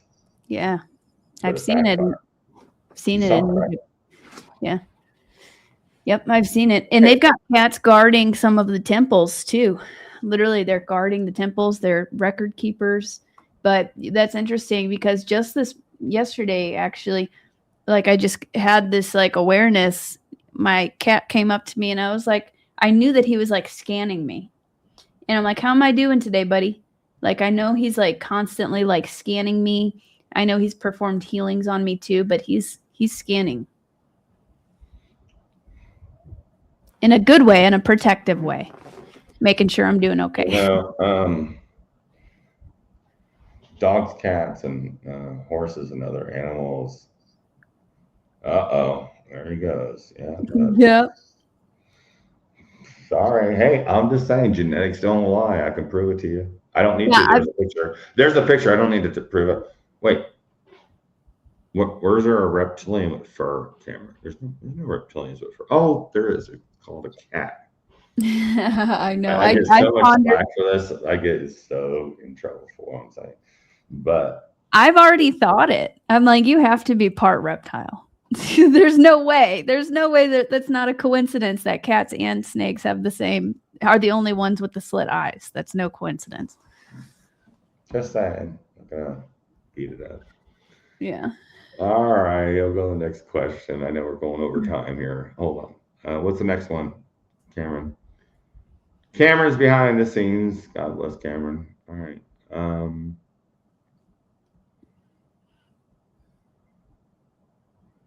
Cats eat reptiles. Yep, my cat kills lizards out here. It's funny. Well, not funny because well, okay, now I have to say it. There was a time after they developed the cat to monitor us that they became so conscious and said, no, this is wrong. I'm going to help whoever I'm assigned to. And when you get attacked, so Lily, I want you to know this. You have dogs or no? No, just cat. Right. So the energy does not go right to you. It goes through the animal first because of the spiritual connection then to you. So they're taking most of the hit. I have patients that are getting attacked, but the dog is getting the cancer first. Right. Yeah. And I'm telling you, this is documented. We've done thousands of patients with this. It's so gracious that these conscious beings that have been assigned to you, dog, cat, whatever, rat. Don't get me started on the rats.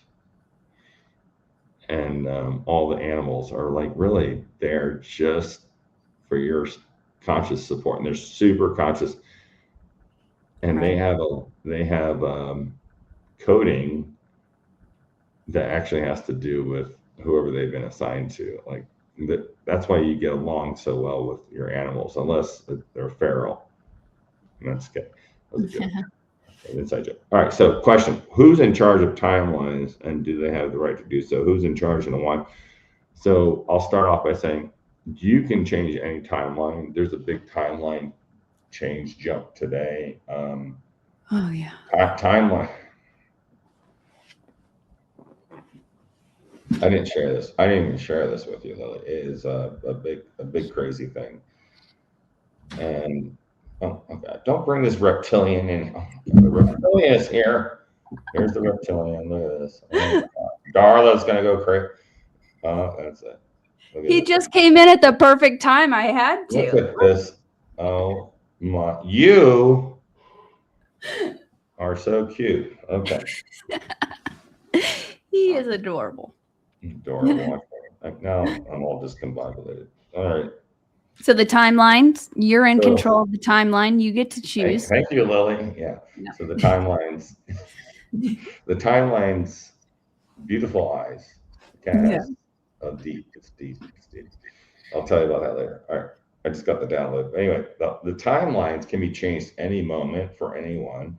And if you are doing timeline work, like Sebastian Martin right now is uh, doing some timeline jumping and doing some beautiful work for us to help prevent some things.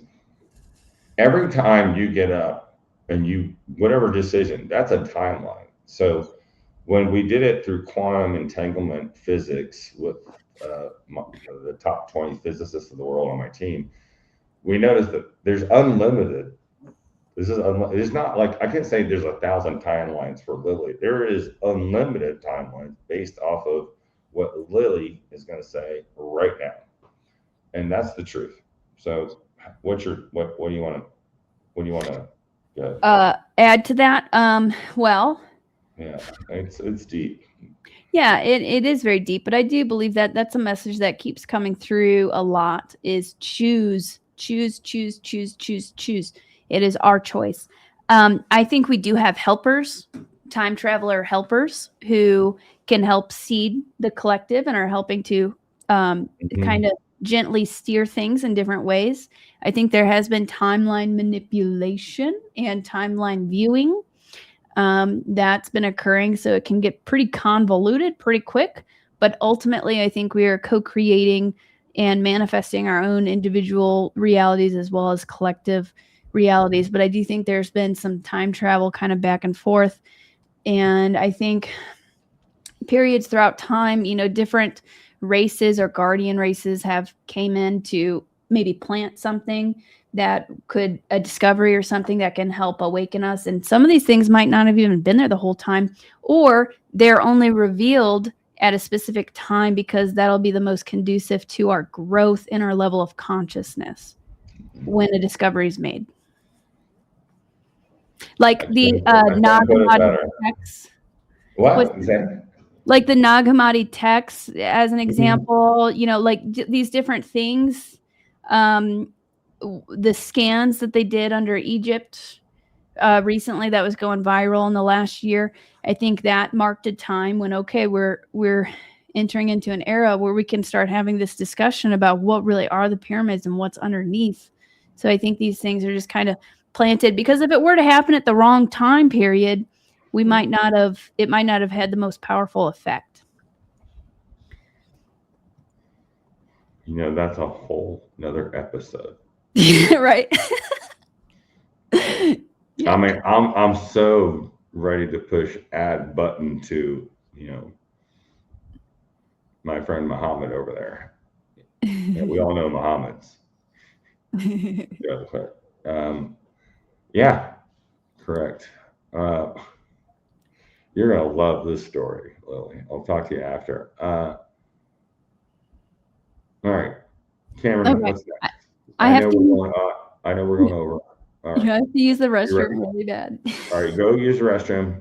Okay. I will. No, listen, I get it. I'll So be right back. yeah, no, go ahead. Yeah. So the pyramids, that's all real. There is a huge civilization in the pyramids. We have direct connect with people working on that project. We've already known this forever. We talked about it forever, but now it's being brought to the public attention. And the scans are not actually exact, but there is a giant civilization there and in Antarctica, and they're all linked together. And we should do an episode on that. And I'll bring on those experts on the next one. And I think that's really important for you guys to know that the discoveries of inner Earth are going to be phantasmical for the next couple years, and I think that's going to really inspire you to know that the history is going to be rewritten, of course, with disclosure. The biggest problem with the disclosure is not about the ETs. We already know they're here. It's about saying, hey, we've been in contact with ETs, but we didn't tell you about it. And that's going to cause a ruckus, with religion, science, and politics. And they're trying to figure out how they're going to deal with that and what people.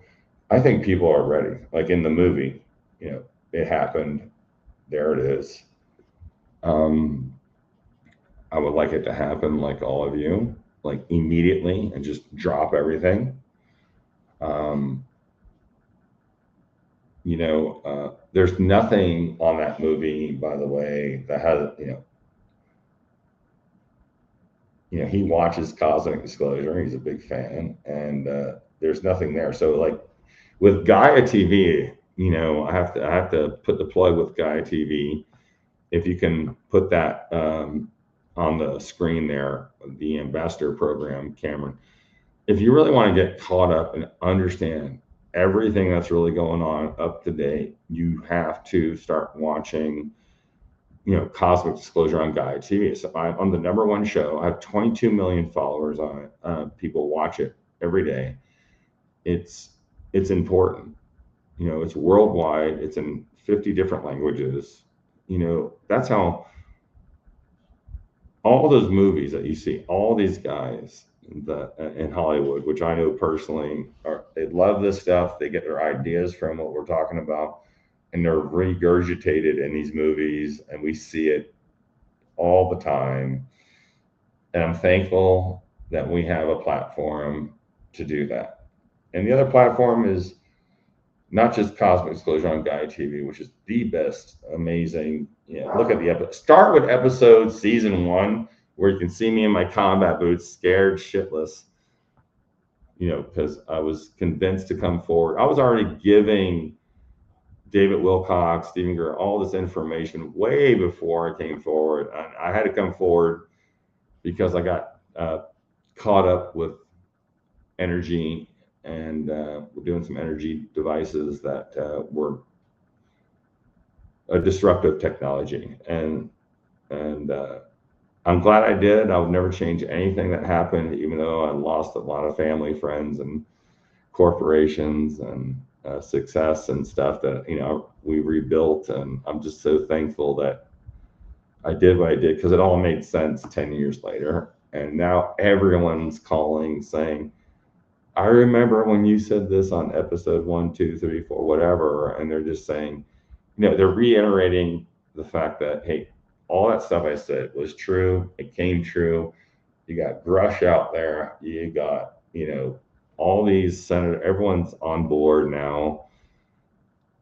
I'm not going to go public with that yet, because I'm part of the hard disclosure release. This is what we call soft disclosure. But it was great to see everyone come forward and the protection that's out there for the whistleblowers. And we have really amazing, epic whistleblowers coming forward that it's going to just be mind blowing, that actually have credentials. And yeah, so it's going to be beautiful. Well, have you been on Gaia or no?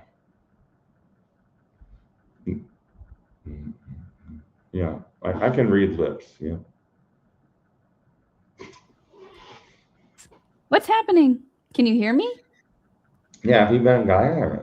No, I have not. I was on an episode of Coast to Coast, and the one of the guys invited me to be on it, and then we kind of lost touch. So, All right. Would you like to be on my show or no? I would love to.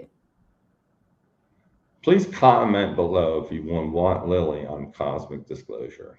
I want her on Cosmic. I think I'll send this program to my producers, and I think you'd be great to have on there. Even if it's not on Cosmic Disclosure, we have, of course, Guy has so many amazing shows and stuff. Yeah. Oh yeah, I was on Ancient Aliens recently. Yeah.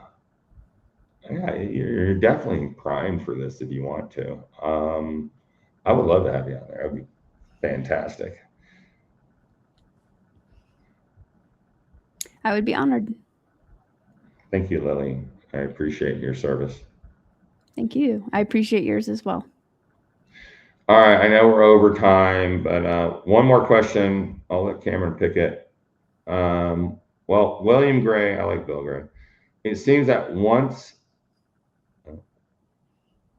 it, it seems that once face-to-face contact becomes normal, there would be a need for training ambassadors for bridging the ET civilization. How would you train? That's what Lily does. So contact Lily. Go, Bill. You fruitcake. Go on there. I'm not doing this. I don't have time for this. Lily is going to be the new ambassador on our team to deal with you guys. And I'm just joking. This is what we're talking about, Lily. What can you respond to this?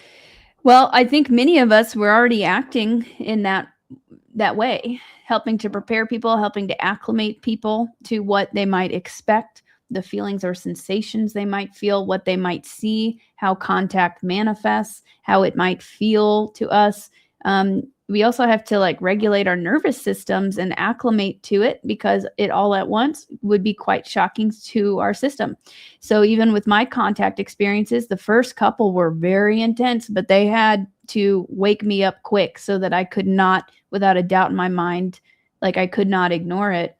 And then they eased me into more of a communication, telepathic based contact. And they kind of eased me into it, and I acclimated in the waters. So I think by sharing what we learn and sharing and having our own, group meditations and contact sessions and sharing our experiences, that's already seeding it in the collective and helping acclimate people to contact. But you have to be good intentions, open-minded, heart-based. Yeah, right. Would be the main themes. And I think contact will first happen with beings that look mostly like us, so that'll be more comfortable for us. Yeah, I mean, the whole thing, just to let everyone know, it's not going to be this big armada coming in and scary, all these ships in the sky. They're using portal technology, and it's going to be very diplomatic. And they're going to actually agree. They're working on it right now. They're agreeing to a place to meet with the world's leaders. And it's not going to be this invasion type thing, or it's not going to be scary, because they don't want to scare us. Right. They look like and they want to look. They're going to come in our form to look like us, to not be threatening. And I want everyone to know all that stuff you've heard of this armada flying in and all these things. It's not like that. It's not going to be it's going to be very diplomatic. It's going to be really peaceful, and it's going to be a super wake up. And everyone is stressed right now in the government to facilitate, because it's not anymore when. It's like it's going to happen, and it's going to happen soon. And there's no, at this point, because there's other civilizations, Lily, that have started when we did, and they're so far advanced because they didn't get suppressed in 1899 when Tesla and Stubblefield developed free energy over unity and got suppressed. It was about, hey, there was, abundance for everyone. And the abundance means like what we're working on with the United Spaceports and, this Emery's Spaceship Healing Experience Center that we're building. It's about getting those technologies out for free. Thank you, Cameron. And you're definitely invited to the red carpet event, Lily. And you guys will be there. It's a really amazing thing. It's a great accomplishment that we got this far. But the biggest accomplishment is about getting these technologies out that help us with longevity and healing. Yeah. And that's what we're really focused on for the masses, because all that technology has to do with clean water, self-sustainable communities, and the quantum physics, academy that we're doing, the quantum healing physics academy that we're building to be able for people like you and I to teach these sciences and all these amazing other scientists that want to talk about it, but they're scared to talk about it. So we're going to have, there it is right there. Wow. That looks amazing. It's like, thank you, God. And here we are. It's really happening. So if you guys, just make sure you register on emerystarlabs.com and emerysmith.co for updates. And definitely check out Cosmic Disclosure Online's Facebook page and be part of that. Huh? And yeah, wow. That looks amazing. Yeah, thank you, Cameron, for showing that. We don't, it's happening. You guys manifested it. We're manifesting it together. Lily, thanks for being on the show. I appreciate it. Let's go. Onward. Thank you so much for having me on, and it was nice chatting with everybody and answering some questions, and also talking with somebody who understands contact and the deeper levels of contact that is in a grounded and humble way. That's quite refreshing. So thank you. I appreciate the conversation also. You're always welcome. Thank you. I think we'll do a part 2.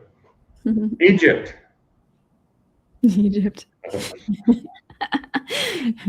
and felines. Yeah, we could do a whole thing on that. I just did a little remote view of the Sahara Desert. I posted on my YouTube channel. It's like a little 5-minute clip. All right. Yeah. Cameron, post that real quick. Yeah.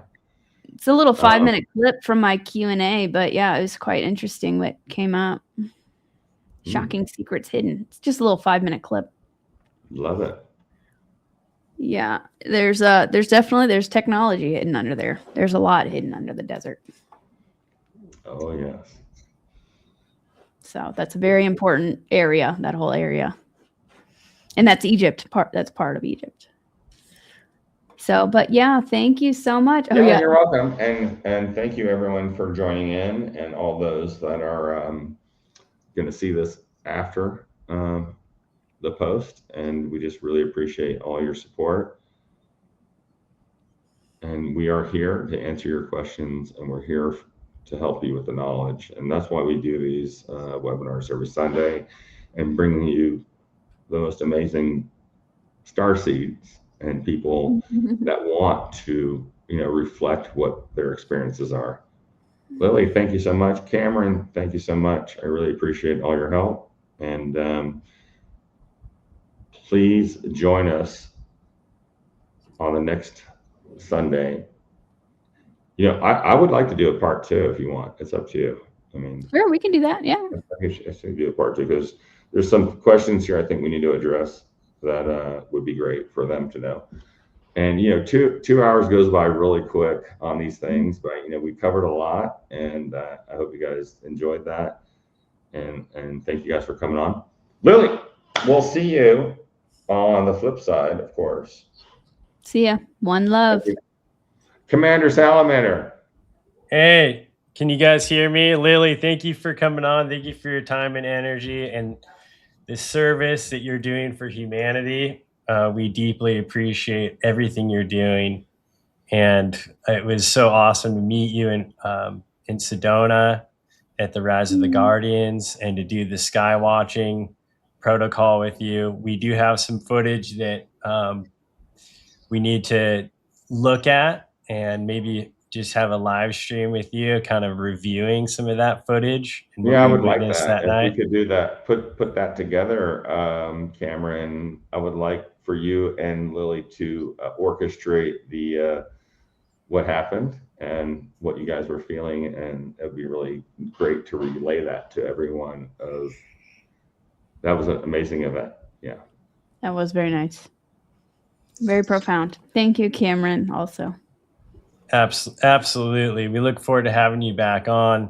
And just for everybody that's watching this replay, we are transitioning from one time on demand webinar to a membership subscription type platform with YouTube on memberships.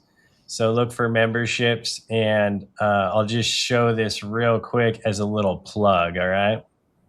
That's a great idea. The membership. That's a great idea. Yeah, it's going to be a much better value, for all the viewers, and just make it more streamlined for us and on the back end production wise. So just check this out. Let me pull this up. And I know, Lily, you have your subscription on Patreon, correct? Yes, and I'm actually thinking about moving to school where I would have a library plus like the calls. Yeah, I do like kind of monthly calls, monthly Q&As, things like that. And but yeah, I'm actually thinking about moving to a different platform as well. That would be in the future. But yes, I'm on Patreon, and I post fun clips and stuff on there as well. Patreon's great. All right, here you go. Memberships are here.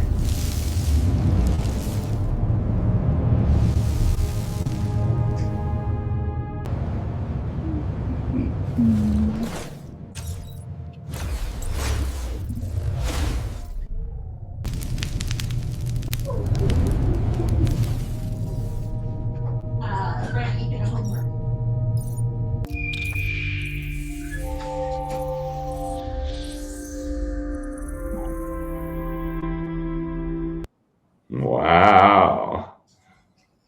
Yeah, so please become a member. Check it out on YouTube. Yeah, please show your support. We do this all on our own dime, and it takes a lot of time and energy, and we really appreciate anything. I think it's a great discount from what we do moving forward, and you can see everyone, and you get exclusive other interviews that I don't show on this Cosmic Television Network that you guys are going to see. And I think they'll be a great for everyone because of the knowledge and all the stuff that's coming through. It's really saving everyone else that because depending on who we have and what we charge for that every Sunday, you're getting all that for 10% of the price with a subscription. So we're trying to build that up. And we have a great lineup coming. We're also going to do a group one, Lily, and I would like you to be part of the big one that we're going to do with 6 people. And you're going to really like this. Sure thing. Keep me posted. Yeah, you got it. And hey, I know you're busy in September, but I got some people you might want to meet. Let me know the dates. I'll shoot you a text because I've got like a Chaco Canyon event that I'm doing. So we'll see if it lines up, and I would love to come visit or do something. If it's not during the conference /retreat. Of course, I saw the dates. Yeah, we'll work it out. Okay, sounds good. Thank you, Lily. Yeah. So any just sign us off, Emery. Please give another disclaimer because you did use some sensitive language on this. Yeah, broadcast. nothing that we've mentioned is used to treat or cure anyone. Please contact your medical doctor if you have any ailments or disease or cancers. We have nothing that cures or treats disease. We're just explaining, some of the elements of the solutions that we have been proven to do certain things, and that's it. Excellent. Lily, Emery, do you guys have any final thoughts before we close out? We look forward to having you on and growing and building a beautiful future for all of humanity together. I think that pretty much sets it. We're all one and we're all in this together. So let's just help support each other and bring forward more of the truth and stay heart-centered. We're anchoring the light here. Yeah. The highest of gratitude. Emery? I'm out. Thank you, guys. All right. Thanks. Take care, everybody. We'll see you backstage, everybody. Keep raising the vibes. We love you. Peace. Thank you, Emery. Thank you, Lily.